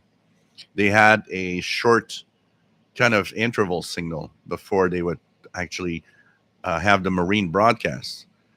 And I was playing it, and everybody was like, not hearing it. We're hearing it when we are hearing the talking, but we're not hearing anything else. And it's like every time the tune would go, it would just block it. So it's like Zoom has a blocking effect, anything that sounds like music. Dan, nice to have you on board. Says, have a great stream. No signals on 10 meter, 6 meter for field day, but 40 meter busy. 87 Fahrenheit in Ohio and 8 WJZ. Alan says there has been either pro-Ukraine, pro-Russian stuff on 4080. I'm not sure if they're still transmitting, though, and I have heard some stuff on 7055. Yeah, the common frequencies where there's a lot of stuff. Matt, if you do, Gilles, your requirement as a VE station is signal report in your province. I guess that's all you get from other VE stations too, but everyone else is supposed to give a serial number, a count. Yeah. It's there's a count that has to be done. So you got to kind of give your number and the other number. I'm going to check the rules to make sure that I'm all right. But there's a chance that I might be there, just for the fun. Nothing fancy, just add Canadian stations to my logbook. Right now, my logbook is 39. I made 39. What is it? 30. I need to check it out here. Look at my logbook here. So if I go on QRZ.com and log in, my log right now stands at So, I've been a ham since December. It took a while before I could set up HF um, capabilities. HF is mostly where I want to be. So my QSOs, actually, my official HF QSOs stand at 26 QSOs, actually, that I've done until now. 9 confirmed for those that do confirm, and I've got 14 different countries. So all of that is mostly concentrated in April and May, and a little bit of early June. And so I need to have more contacts for sure. But it's kind of nice to have. I've contacted Russia. Last station I contacted was R5AJ from Russia. I've got Switzerland, England, Slovenia, Norway, Netherlands, Italy, Azores, Spain, Slovenia, Bulgaria, the US, of course, Italy. Sorry, guys.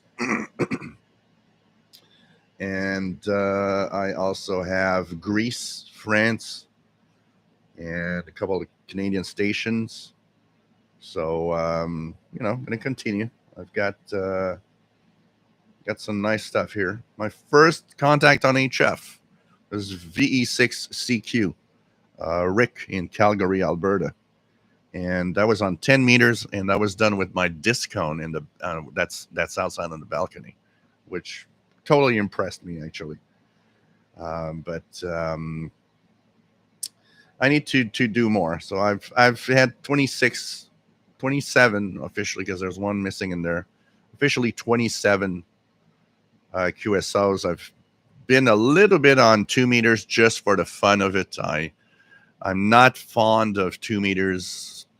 Talking for me, it's not something I kind of like.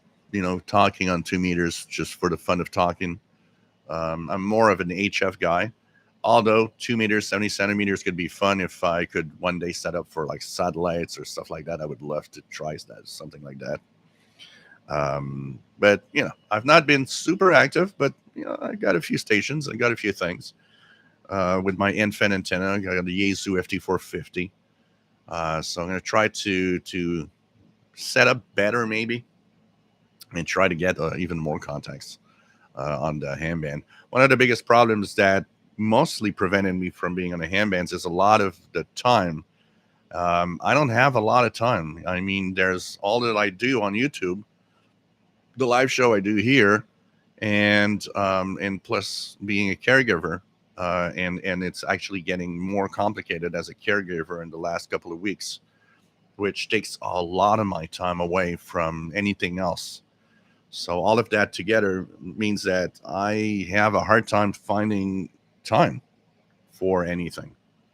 I don't even have time to take care of myself.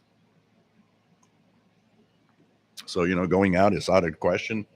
I can't really, go out with friends at a bar or something, because it's too long of a time where I'm not there to help.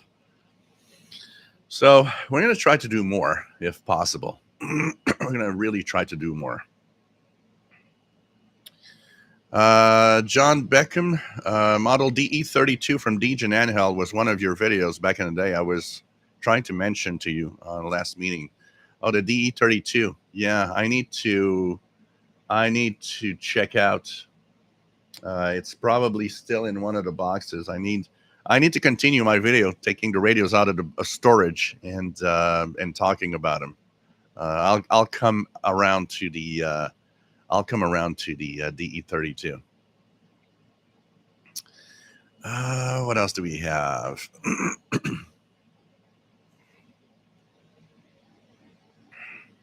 Adam Blakeney. Why is that CHU? Wait, let me just make sure I didn't miss out on anybody here, because I think I did. Okay, yeah, let's try it again. Yeah, I'm missing out on people. Sorry, guys. I'm just going to go back a little bit. Okay, here we go. But if I do agree with you. Joseph, nice to have you here from San Francisco Bay Area. Mike WX50, nice to have you here. Yep, a lot of people recorded the broadcast, Midwinter broadcast, and of course you can listen to it on their own website. I should try singing on the Zoom. Yeah, it probably will mute, I would guess. As soon as it sounds like music, it mutes. So I don't know. I don't know if it would mute me. Greetings, Mike WX50 from Northwest Arkansas. Nice to have you on board. And it says he tried doing a Zoom with a musical performance at school. Didn't work well at all. Yeah. I don't know if there's a setting in Zoom. Maybe there's somewhere you can click and say, well, don't block music or something. I don't know if there is a requirement or something that you can do. Mick Collins, nice to have you on board from the UK. We have just gonna signal everything that I see not appropriate. Bob Raymond, nice to thank you for the tip, and take care, my friend, if you must leave. Thank you so much for the nice tip, much appreciated. What else do we have? Grunding Mini 200, I should get it. I got what do I have here as Grundig? I got a few Grundig, small Grundigs. I need to check it out. Trying to remember. I remember seeing the Grundig. Let me just check it out here. Grundig 200. I'm sure I've seen that at some point. Mini 200, except, yeah, small. Yeah, no, I got an equivalent to mine. The one I have is as a digital display, but it's kind of a, yeah, it looks interesting. Nice little analog radio, a little portable. These usually are not too bad in receiving signals. So Adam wants to know, why is it that CHU is hard to hear on 14670 but not on 3330 or 7850? I can never hear 14670. So I don't know where you are located, Adam, but it all has to do with your location. An example, here in Montreal, about 100 miles away from Ottawa, from the transmitting station, I hear 3330 very well, 24 hours. 7850 is a hit and miss. It depends on the propagation days. 14670 is 0. And the reason is, remember that the higher the frequency, the longer the hop for a shortwave station. So 3330 is at really the bottom parts, almost at the start of shortwave. It kind of shares both characteristics of medium wave and shortwave in a way. You'll hear some of the ground wave, and you'll hear some of the sky wave. And of course, being a low frequency, the sky wave jump isn't very long. So when you go higher, 7850, sky wave jump is longer. But depending where you live, you could still be in the zone where that is, you can hear it. 14670, that sky wave jump is much bigger. And so it actually falls down further away. You probably are in that dead zone that exists in between the signals being transmitted and where it falls down, hundreds of kilometers away, if not thousands. So you're kind of that silent zone. There's every shortwave signal has that skip zone that if you are in it, you're not getting anything because the signal's just going over you. And that probably is what happens on 14670 for you. Yeah, I have the Mini 100. I have the Mini 100 here somewhere.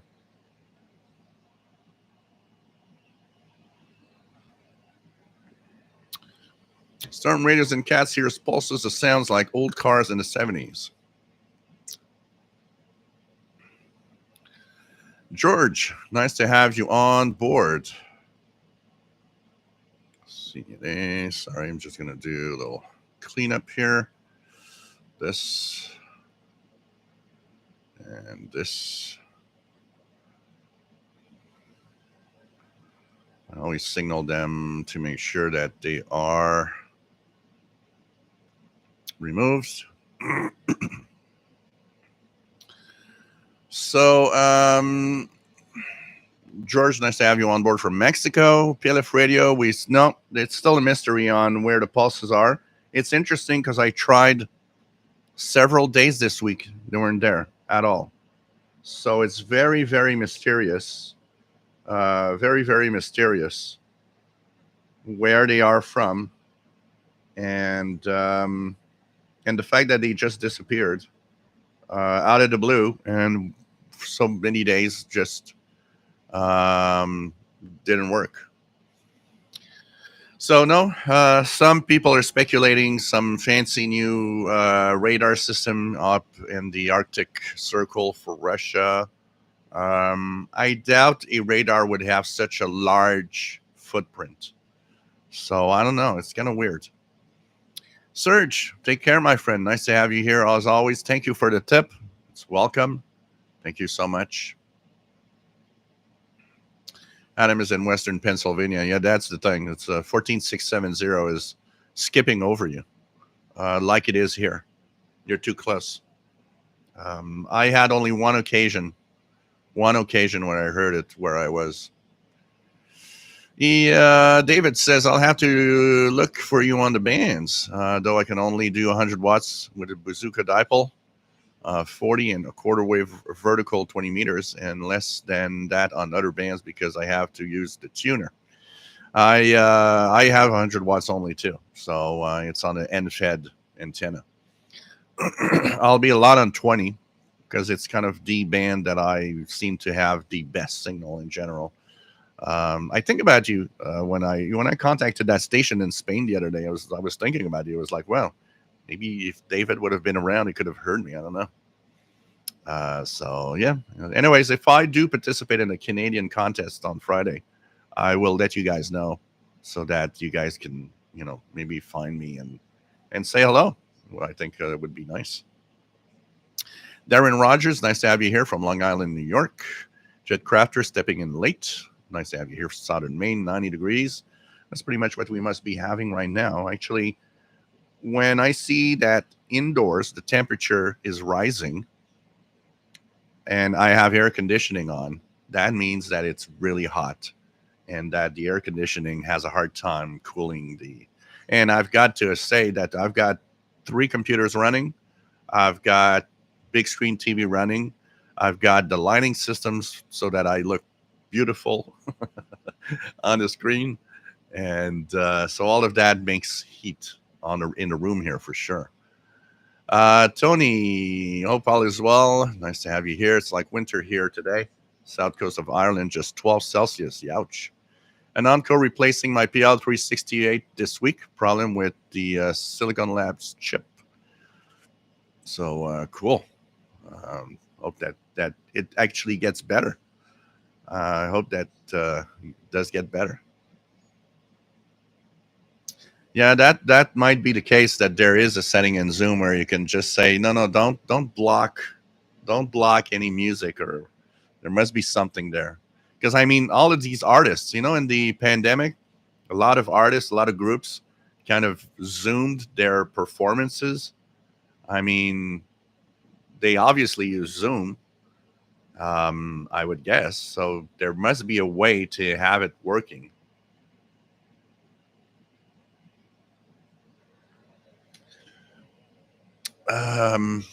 What else do we have? So Greg says, Grinding Mini, I bought at Radio Shack. Okay. Nope, no copyright strike on Zoom, that's for sure. Robert Douglas, thanks for your channel. New Canada every 11 years. My dad explained 50 years ago, Crystal Radio. What else do we have? Storm Radios and Cats has 3330. And Pharaohs, that's easy. You can hear the CHU 3330 because he lives more than 20 miles away from my thermostat. Tristan, 7850 is a strong frequency here in Western Newfoundland. Can almost always hear it. Yeah, depending on how far you are into that zone, that skip zone. Yep, same thing. If you would be an example of skip zone, when Radio Canada International, and even today I can actually relate to it also with WBCQ in Monticello, Maine. When Radio Canada International was broadcasting out of the Sackville, New Brunswick transmitter site, the high frequencies, like they were using a lot was 17825. That one was almost never heard in Montreal because I was in that skip zone. I would hear the lower frequencies, but not the higher ones. WBCQ is an example here. Depending on the time of year, 7490 often isn't audible because I'm in the skip zone.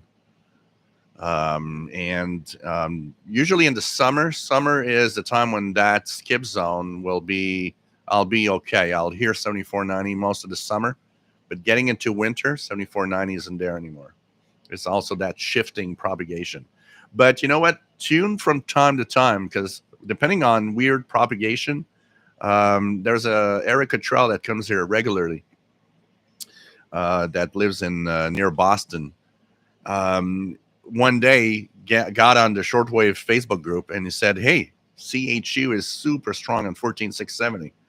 And I actually tuned 14670. Never in my life did I ever hear CHU so strong. It was coming in so well because that was like really a very funky propagation characteristic. And it was the skip was very short. And I was getting in Montreal. First time ever in my whole life that I had heard it on 14670 so well. I can sometimes detect a very slight something in the background and hear the little beeps, but most of the time 14670 is zero here. So no problem, Adam. We're here for that. Answer questions. So Robert Douglas, very new to this. Well, you're at the right place. Wong Tong apparently is my phone's alternative spelling of wiring. I like that. I was wondering where the Wong Tong was coming from. Charles Williams getting a medium wave station on 1602. John Beckham here in Northeast Florida, CHU on 14670 comes in the best. Yeah, because you are in the zone where it's much better. Matt, there are times I can copy CHU on all three of its frequencies, sometimes nicely. On all three. What else do we have? David, 100 watt wire to wire antenna on says SB quite challenging. Who knows? Yeah, who knows?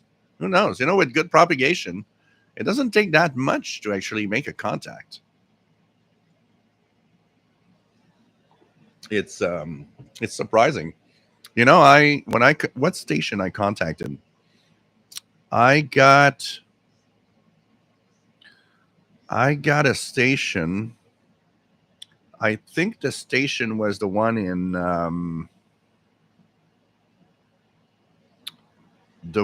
Norway. I think it was the one in Norway. The guy didn't have a very fancy setup. I was almost sure that I couldn't get there.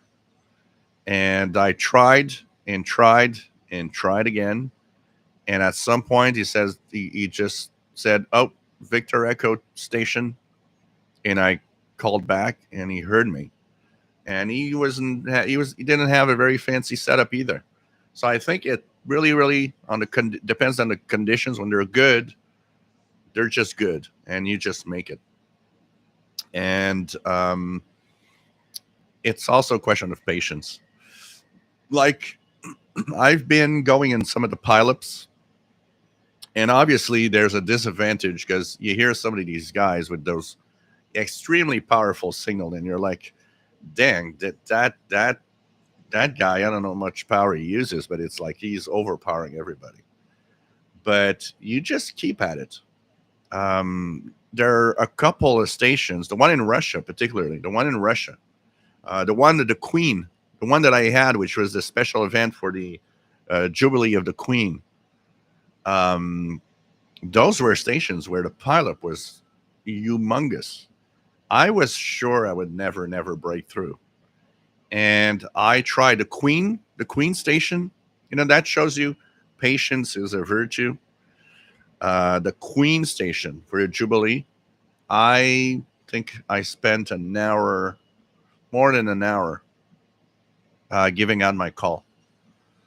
At some point, I was almost sure that probably didn't make it. And after about an hour, even a little more than an hour, the guy came back with Zulu India station, and it's like, oh God, that's me. That's me. And I replied back, and he heard me, and it was really nice. And so, when you want to work a specific station from a country maybe you don't have, don't abandon. Don't think you're maybe not making it, because chances are, if you're hearing him, then you probably are making it also the other way. You just have to make sure that that call that you'll give will be at the right moment when it's quiet. Because in a pileup, the problem is he's hearing tons of stations at the same time trying to call, and so you're lost in that pileup. So you got to, just choose the right moment. The one on the Queen, what I did is sometimes he would have a long pause before coming back. And I think the reason that happened is because he just couldn't understand anyone. There was just too many stations. So what happened is I left when I got the call back. I left. I didn't call immediately. I left all the stations call until I see that there was a quiet down moment, and then I gave out my call. And probably that gave me a chance. There was probably enough quiet moment there to make it across. But that was nice though. The Queen's Jubilee station, a special event, that was kind of cool though. And 20 meters, I have to say, when propagation is good, 20 meters is killer band. I've been, I'm talking about it, and I feel like doing ham radio tonight. Maybe I could get on the air a little later tonight. Try to find some time a little. John Beckham says that Spain 17855, by far the loudest signal that I received via the shortwave bands here in Northeast Florida. So yeah, anyways, I'll be announcing it. If I do participate, I'll let everybody know.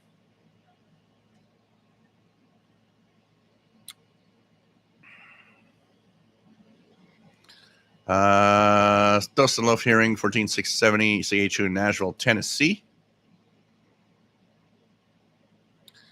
Dr. Sisop, is the Texan AN03L or ANL05 antenna any good?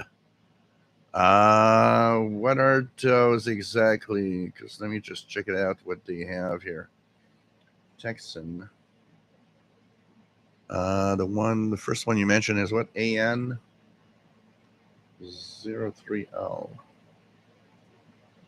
That is. Okay, yeah, that's okay. The 03. What do you have here? 03L or A05. Count that as the 05 and AN03L are technically just wire antennas. It's like a wire antenna, but that comes in a little reel thing that you can actually put it back into the inside it, and you can clip it somewhere, and works in the antenna jack. These are technically, for portable operation in a park, or you're going somewhere and you just need a quick little wire that you clip somewhere. They work well.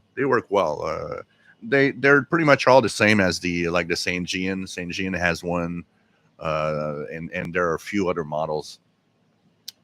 They're okay for what they do. Honestly, I don't purchase any of those. If there is one in the box with the radio, fine. And I got a couple here because they were in the box with the radios. But I usually just bring along, 20, 30, 40 feet of wire and alligator clip. And I just clip it to the telescopic. That works great. And, you probably already have the wire in your home, not even spending no money. You just, clip it or even couple it with the antenna. Sometimes you don't have to, not necessarily have to clip it. What you could do is just do a couple of turns with the insulation around the telescopic to have a coupling effect. And you put 50 feet of wire out there. That works great. But these are decent. I mean, here I see them here. They're not very expensive. One that is nice, if you find it, I don't remember the model number. There's one that actually comes even with a little ferrite that you can put near the radio to do medium wave DXing. Sakura DX, good morning. Nice to have you on board, my friend. San Ferros has Radio Nacional Amazona, Brazil, 11780, big in New York.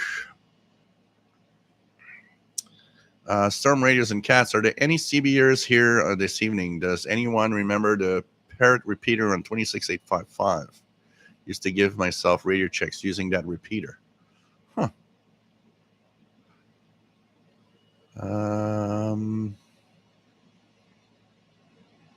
Richard Wagner got all 3 CHU occasionally. So Sakura DX from Tokyo, Japan. Nice to have you on board.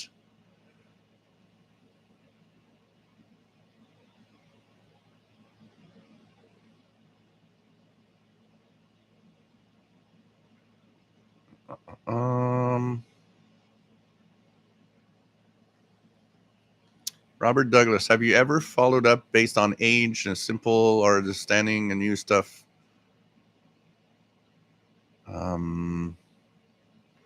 Just ask any question. If you have questions, anything, Robert, we're here to help. And we all, if you don't understand something, we just, we're a great bunch of people here. So, that's good. Sakura DX moved, and now it's better occasion for shortwave listening. That's great. That is great. Carl Icon, nice to have you here. San Farrow's 11. Let me just go here. 11,650. I can tell Romania even in Spanish language. There's Radio Romania has a way, and I don't know if it's the accent or the way of broadcasting, but there's something about their signal that you just get it and you're like, oh yeah, that's Romania. Let's check out if it's on tonight. Should be technically. And it's not. So there's a missing Voice of Turkey on 9830 tonight, which happens so often. It's like an off and on thing. Bob, WA2SQQ, how about trying a short net on 20 meters after the Wednesday evening YouTube show? It would be an easy way for us hams to work with you.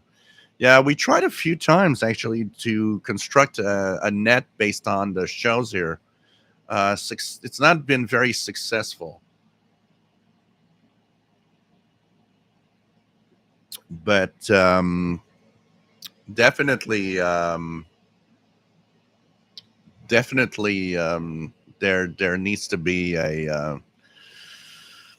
a way. That's why the Facebook group, sometimes it happened a couple of times that I kind of said, an hour in advance in the Facebook group, okay guys, I will be at 14,250 plus or minus 10, 20 kilohertz in an hour, and when I get on the air, I give the definite frequency I'm on and call CQ. I've had a few contacts like that, but people seem shy because every time we try something like that, there's not a lot of people participating. And I know there's a lot of hams that watch the show. It's almost as if they're kind of a little shy of making a contact or something. I don't know. But that would be, definitely. Or we just can arrange something, Bob, and try on some occasion on the bands. Anyways, if you guys just remember my call sign, Victor Echo 2, Zulu India, V2ZZI is. If you see that, you know it's me. um, I'm actually thinking of, could maybe for the fun of it, get my advanced license at some point. I kind of maybe would like, because it would give me more possibilities of, if I ever want to have, say, a special event station linked to what I do here, for example. That could be something I could have, because to have a special event station for a club or for anything, you have to have an advanced license. Dimitri, question: what can you receive on the scanner Radio Shack on UHF or VHF band? I have one at home, but can't receive any signals yet. Okay, if what you're talking about mostly is a standard scanner type. Just okay, signal. There we go. If you're talking about really a standard scanner, Radio Shack scanner that we could get, and by the way, Mike WX50, thank you so much for the tip, much appreciated. If it's a standard analog scanner that you have, like many of the one I have here, a Pro 43, a Pro 92 trunk scanner, I've got, I've got a couple of, I've got a unit in one. I got the Realistic Pro 2006. If you're talking about one of those old guys that are analog scanners mostly, what you need to do is slowly scan the bands. I would recommend that you do a regular scan, but take the time. A lot of people will tell me there's nothing on those scanners anymore, because what happens is that depending where you live, it's possible. Like here in Montreal, the Montreal police is now digital encrypted, and so there's a lot of stuff you can't hear anymore.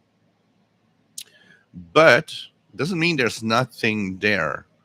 And for that, it depends, first of all, where you're located. Here I'm lucky. Montreal is an island in the middle of the St. Lawrence River. There's the St. Lawrence Seaway. There's the old port with a lot of communications with boats. I have a big airport with tons of communications of aircraft. And then you have ham radio, and there's a lot of other stuff in there mixed in. The provincial police, although slowly getting into the encryption stuff, still has a lot of analog comms here. So part of it is I'm lucky where I am, because there's still quite a lot of things, and there's trains, railroad communications, stuff like that. If you don't live near an airport or near anything major in a seaway or whatever, of course, it will lower the amount of stuff you're going to hear, but it doesn't mean there's nothing. One of the biggest problems is that people stick on very specific communications on their scanners. So once, and I got an example right here, a friend of mine that one day said, so now that Montreal police is encrypted, my scanner radio has no purpose anymore. And that's where I told him, I said, it does. It has a lot more than it can listen to. But you notice that people focus on a specific communication. So if what he liked to listen to was the police, yeah, okay, you lost that. Absolutely. But get interested in something else. There's other stuff out there. So what I would recommend to you, take it, like that's what I do actually. What I found at least 200, 250 frequencies that I programmed in my scanner memories with all sorts of analog comms from different places. Scan from 138 all the way up to 174 constantly one afternoon, for example.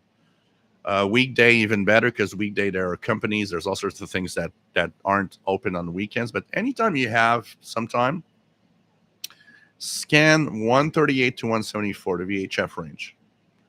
Scan 30 to 50 megahertz, that V8 low VHF range too. Do it a full afternoon. Don't do it, for 20 minutes and then you're like, well, there's nothing to listen to. No, that's not going to work, because you have to have that signal when it's there.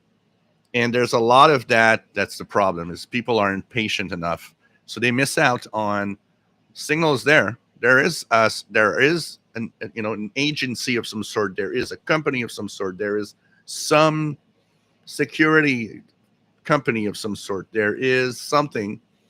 But the problem is it might require a few hours of scanning constantly before, by chance, you fall on one of the comms that come from that place. Then after that is trying to identify what it is. Different story.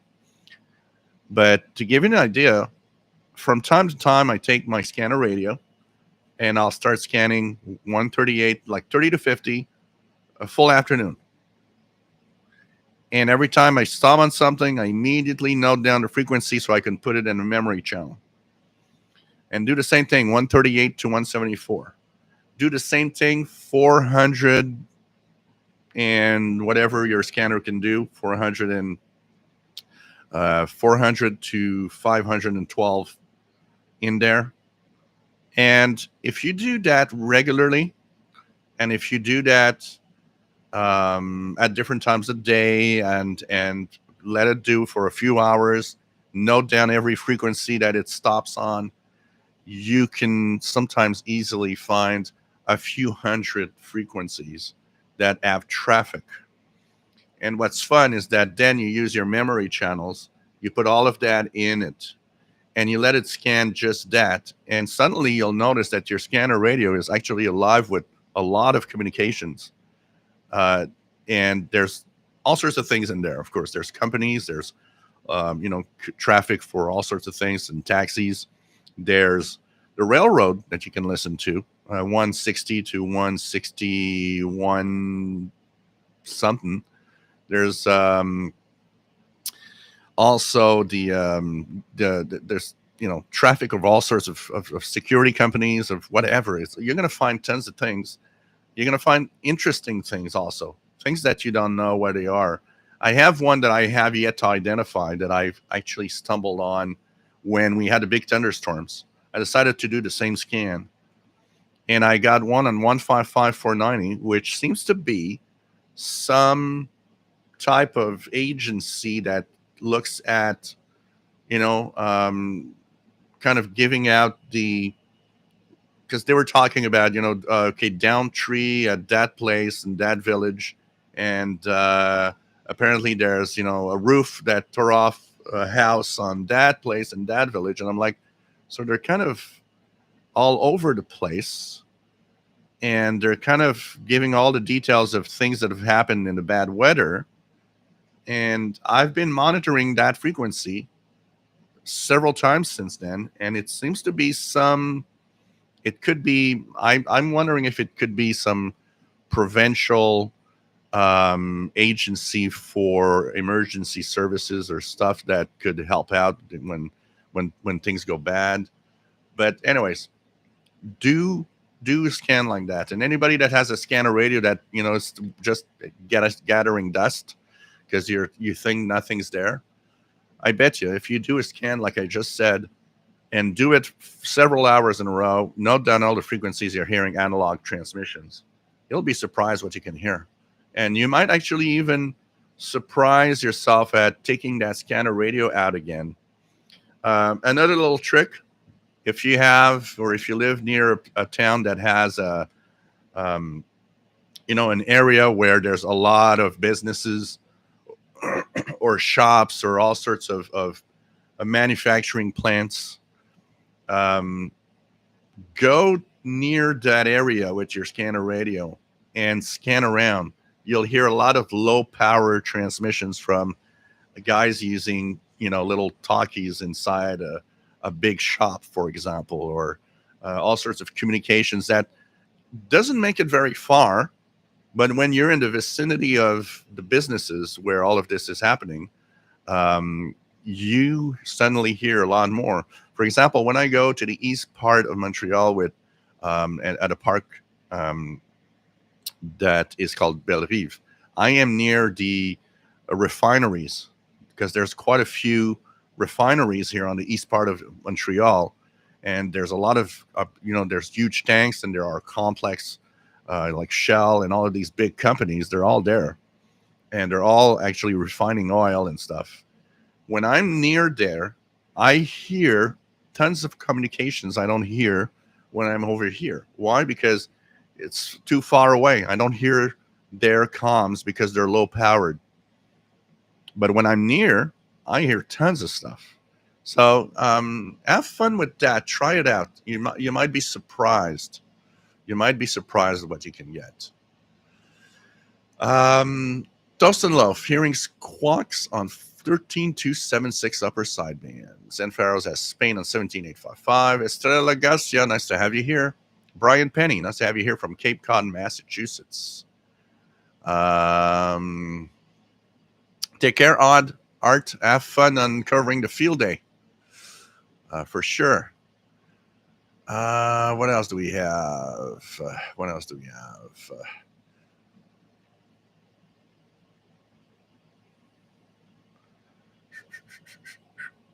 Yeah, they're everywhere. Those trolls are everywhere, unfortunately.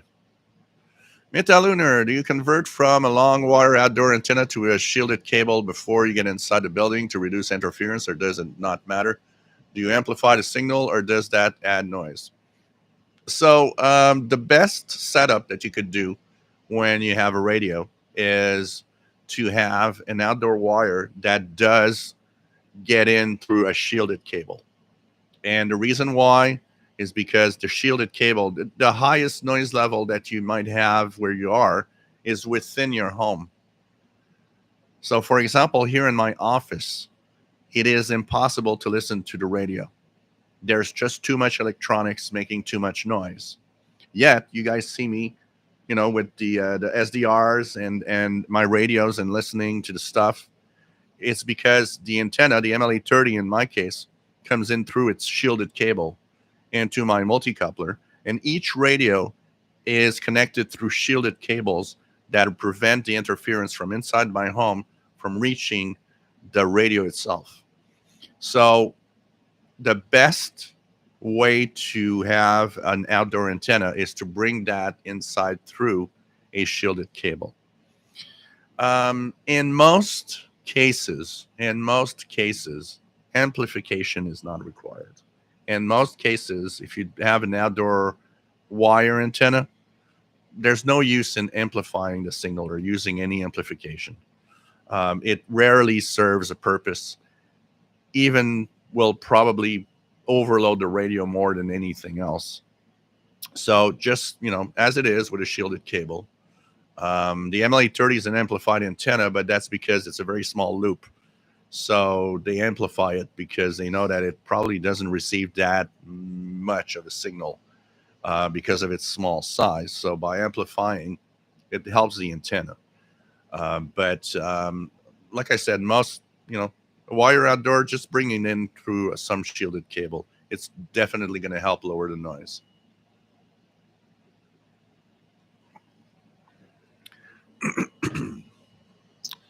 What else do we have? Cool AM Radio. Nice to have you here, Andre, from the Netherlands. Take care, Jeff King. It's nice to have you on board. KI7MGC. Yeah, I hope so. Say hi if you hear me. Would be very, very happy. Janamis says, not licensed to talk. I was scared for a moment. I thought you were going to say, I'm not licensed to talk. I'm licensed to kill. Like 007.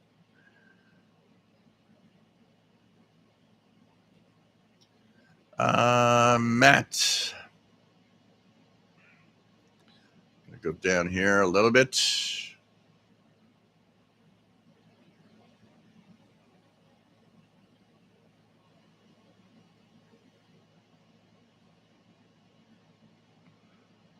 I'm just going to signal this here.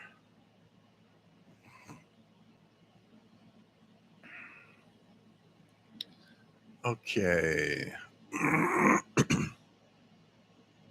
What else do we have? So I saw Mitchell. If you PM me through Facebook the next time you're on, I'll get on for a QSO. Yep, no problem, Matt.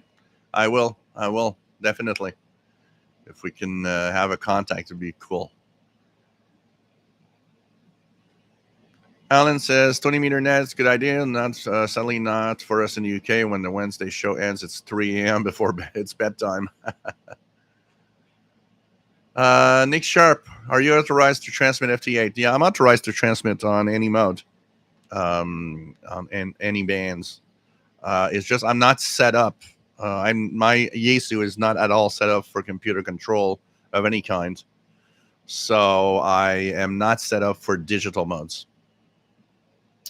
I need to set up for that. So that's going to be part of some advancement of my station. What else do we have? Icon is 11610 World Christian Broadcasting from Madagascar.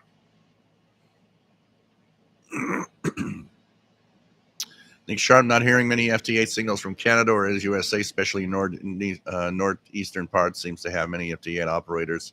Yeah, well, the United States is all over the place on the ham band, so that is something. Tenamus likes to listen to the police. Yeah, that's a different kind of police. One of my first albums I ever purchased. I bought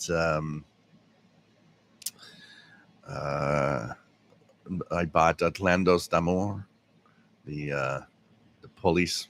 It was my first Police album. Then I had what did I have? I got Ghost in the Machine after that. Boy. What else do we have?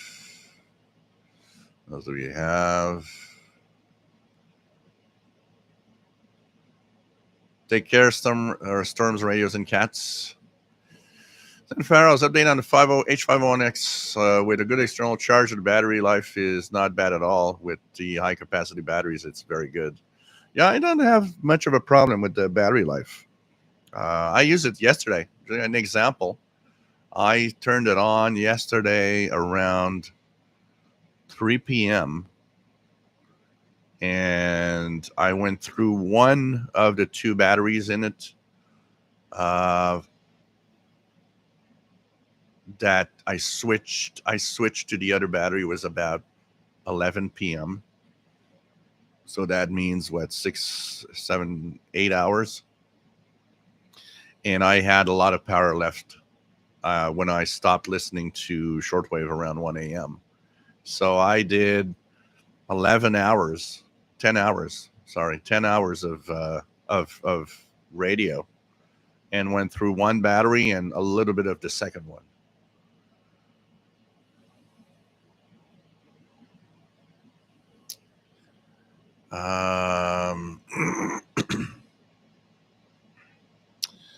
Okay, 7MGC. Come on, guys. 121 watching, only 61 likes. We're at 65 likes now. Dimitri, what kind of antenna do you use with your scanner and how many signals do you receive? So depends on the scanner. So most of the scanners I have are portables. So I'll use the telescopic that comes with it or the rubber ducky that comes with it. I do have a telescopic that I purchased just for it. That is a wideband telescopic. Because on handheld scanners, having an outdoor antenna is often a bad idea. It just overloads.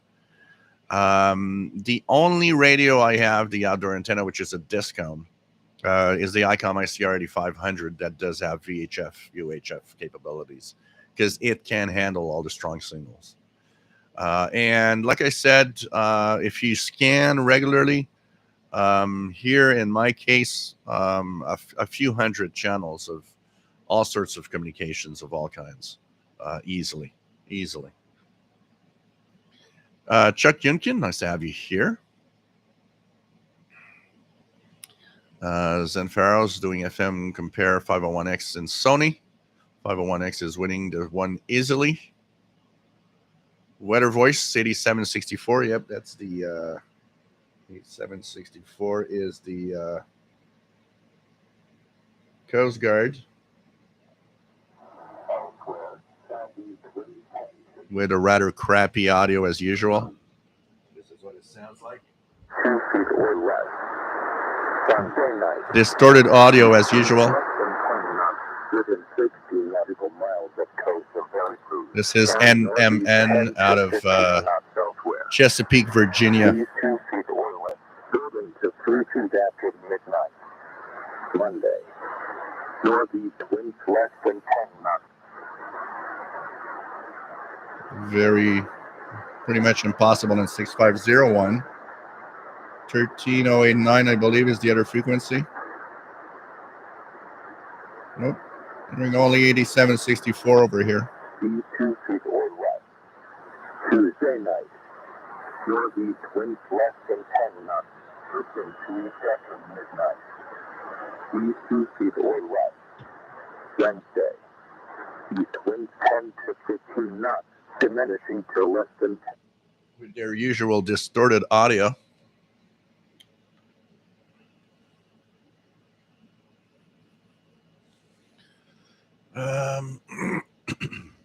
Alasdair Sirkut, nice to have you here.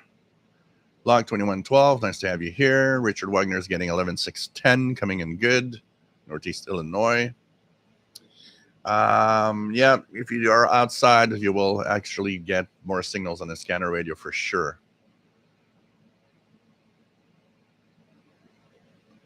Artist Auto Crafter's Kitchen have a scanner radio with banks of crystals. 2 of them are active local frequencies. Analog scanner is still useful. Slow mode is for the chat. It's because of the trolling. Trying to we have a 10-second delay before you can post another message. Mad Max 2069. My analog scanner hasn't taken a break since I bought it. Installed a discriminator tap, and so pretty cool. David says here in Barcelona, there's at least one taxi company still using analog VHF FM for comms. I usually listen to the central repeater frequency.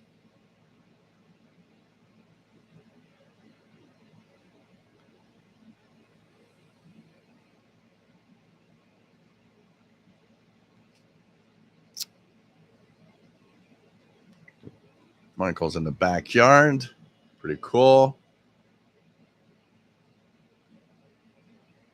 Pretty cool.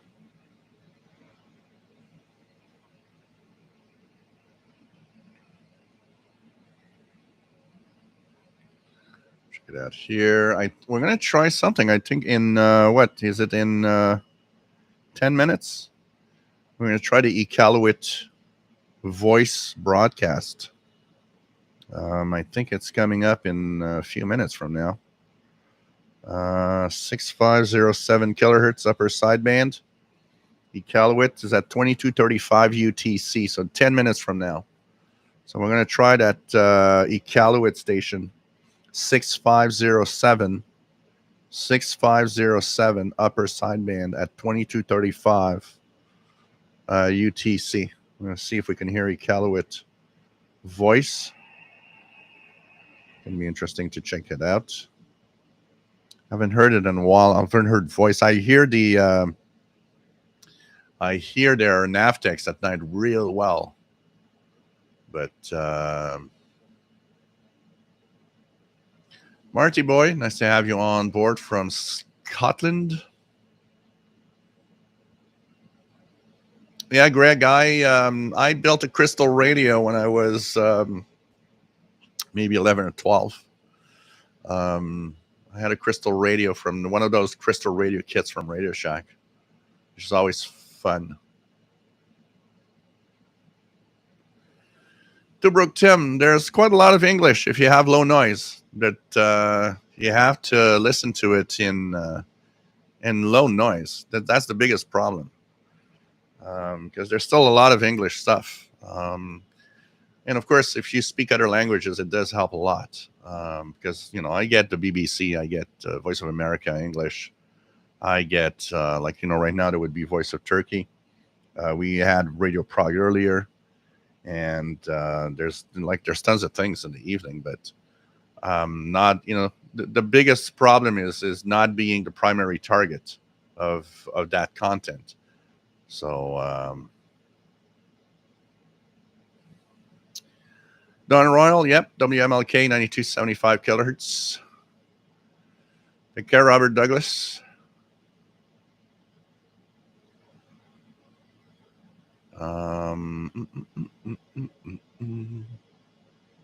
What else do we have? I have pretty much. I don't really have that much restrictions and types of antennas that I probably could put up here, as long as it doesn't bother anybody. I probably can put up anything.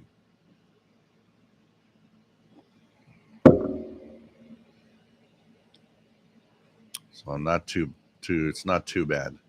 But all of these homeowners association crap and stuff, that they're killing a lot of those, in the hobby because of restrictions of all sorts.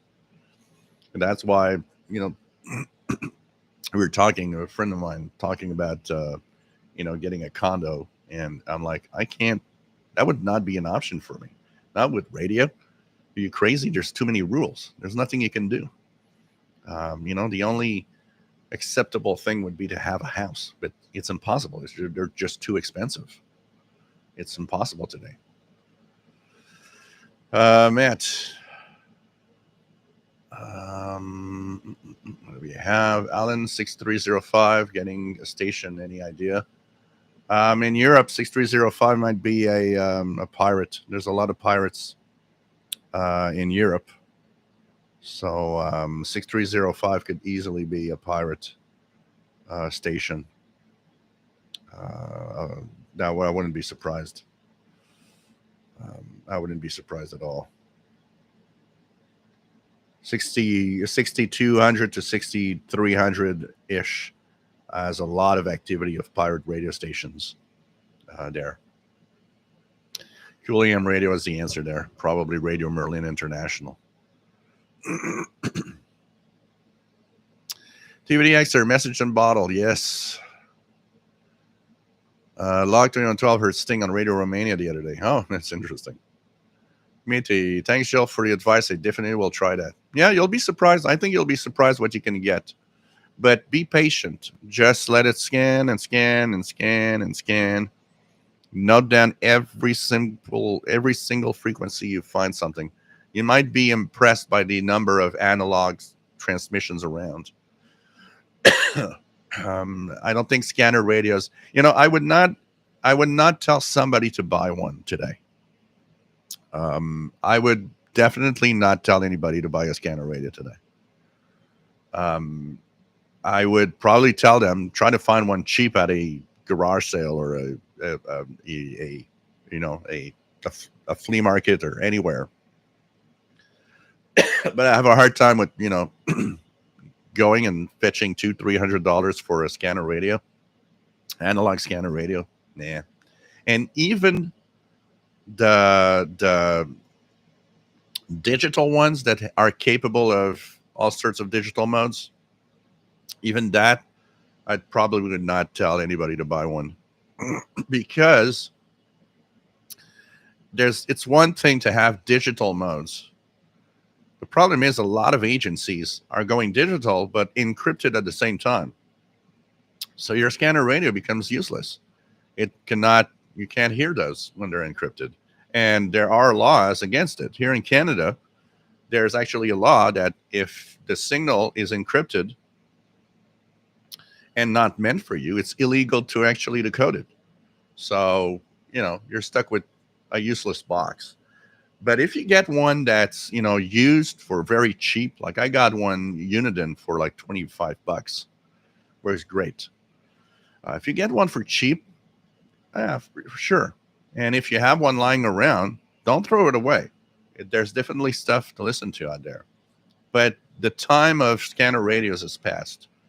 The time when, scanner radios were the thing and there's so many stuff to listen to. It's not the same thing anymore. That's for sure. Mad Max 2069. Nope, it's still a research in progress. What the hell was that 14 to 15 megahertz dots? No idea. Lots of people commenting and speculations and Russian radars. And for now, there's no answer. Honestly, there's really no answer.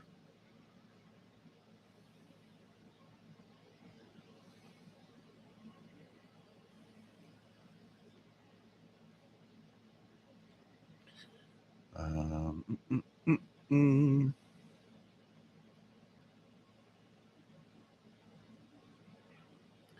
What else do we have? Let's go down. Hector Vasquez, nice to have you on board from Los Angeles, California. DB Ostrowski, nice to have you on board from Medicine Hat. Anthony Friends, grilling steak and chicken and watching Joe. Wow. I want to be there. I want to be there. I'm hungry now. Nice to have you here from Port Richey, Florida. Anthony Friends. What else do we have? Donald Royal uses a Remtronics REM 830B antenna on his Uniden SD200 scanner.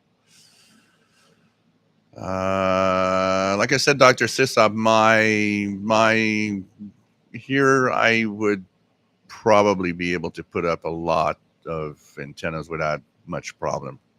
Like I said, as long as it doesn't bother anyone.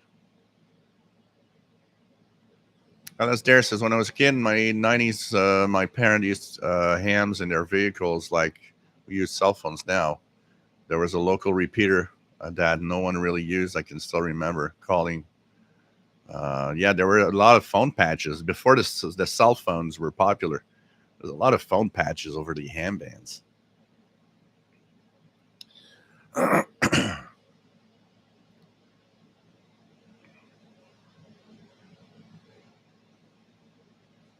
David Ostrowski says, Far Point Farms, 7490.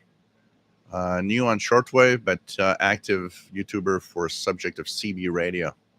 Oh, interesting. Richard Wagner, 6487, some signal ticking. Matt, MDK2, there's a whole stealth antenna scene in the ham radio, but it's nicer to be free to do as you wish. Though zoning comes into play after that. Yeah.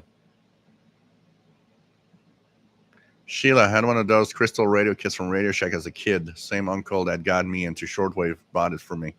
I can blame him for my biting in the shortwave bug. We have to blame someone. Bobby Berg is trying to make do with my telescopic whip for my SDR. What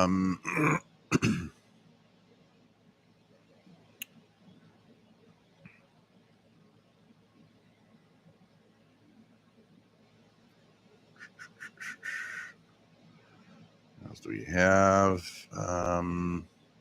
John Beckham, is there any unusual sunspot activity currently going on? It might be enhancing propagation and positive way on shortwave bands. Well, one thing for sure, John, is that the solar activity is in an uptick. So solar activity is higher. Solar flux is higher than it was in the last year. So there's definitely some help, especially in the higher frequencies. So definitely there is something in there. So if you guys want to try the Iqaluit Nunavut station up in the Arctic, the Canadian Arctic, 6507 upper sideband, it should be on pretty much now.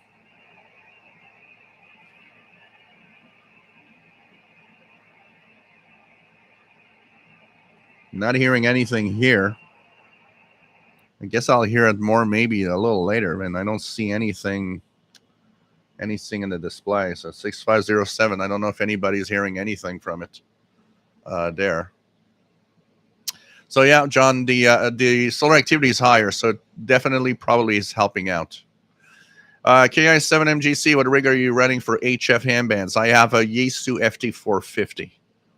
with 100 watts into a end-fed wire outdoors in the backyard.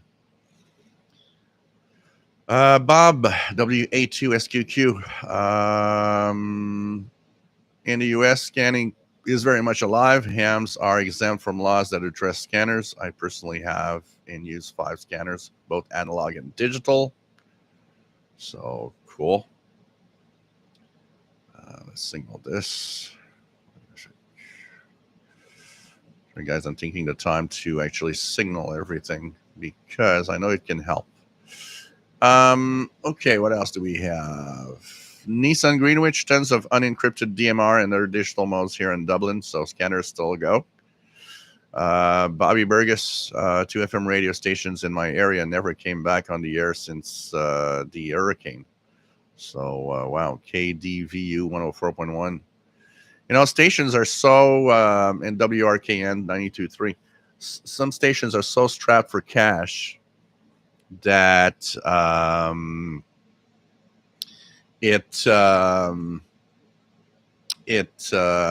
they just don't have the budget to fix everything and come back. And if they don't have good insurance, I mean, a lot of stations, that's one of the problems of shortwave radio stations.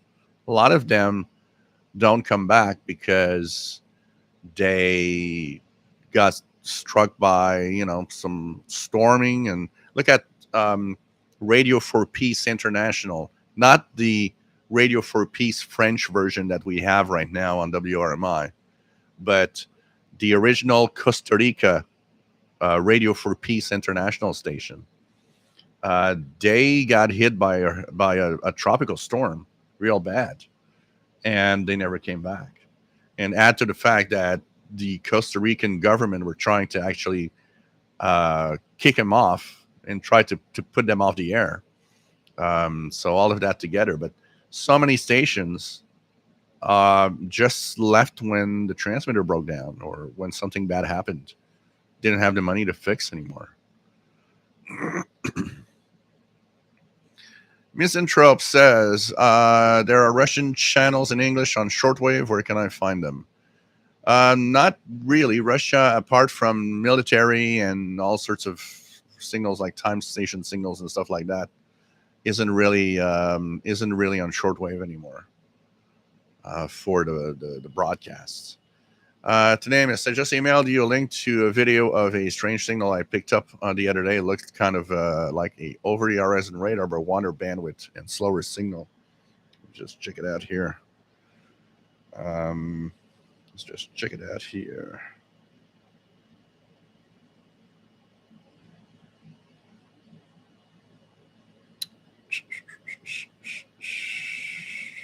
Check it out here.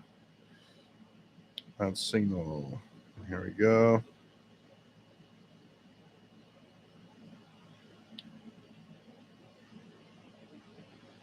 What else do we have?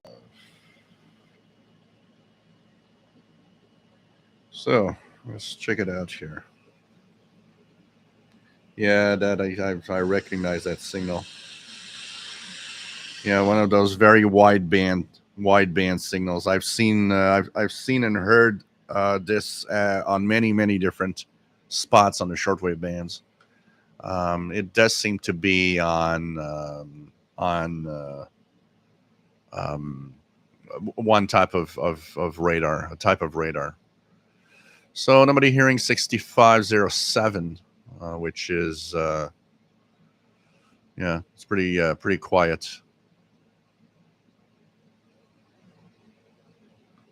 Pretty crazy.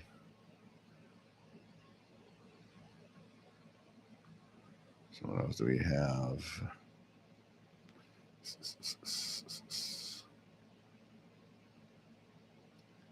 Okay, guys, we've been on for 2 hours and 40 minutes, and I'm starting to get hungry and a little tired. Hope you enjoyed the show today. We're going to come back on Wednesday and talk about radio some more. Hope you enjoyed today's show and that it was cool, that you enjoyed every moment, learned something maybe, and we'll, of course, be back with another show on Wednesday, 8 p.m. Eastern, and that's 0 hours UTC Thursday. And of course, next week, Saturday, once again. And I'll let you guys know if I have any of the I decide to participate in the Canadian contest or anything. And of course, I'll let you guys know when I'm on the ham bands if you guys want to try to contact me for sure. Darren Rogers, speaking of older analog scanners, I still do quite good with my Radio Shack 100 channel Pro 46 portable scanner with listening to aircraft, state police, local fire departments, and highway department. Yeah, it really depends where you live. There are some places where everything is still up in the clear and you can easily listen to all sorts of things. It really depends where you live.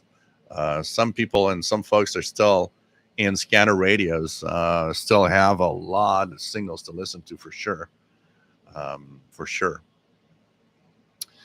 Thanks for those that gave me a tip through the chat to the super chat, and it was nice and much appreciated. TV Ostrowski learned today of so-called number stations on shortwave radio primarily used in the Cold War, but apparently still active. I have never heard this, and I've been around decades. Has anyone else? We actually heard one a little earlier in Morse code from Russia. We tuned it on 10544 CW earlier. There's a website for that preom. Just look at the list here. You're going to hear tons of them. There is tons of preom.org is the place to go. You'll have a list and a schedule of tons of number stations. Check that out. So what else do we have?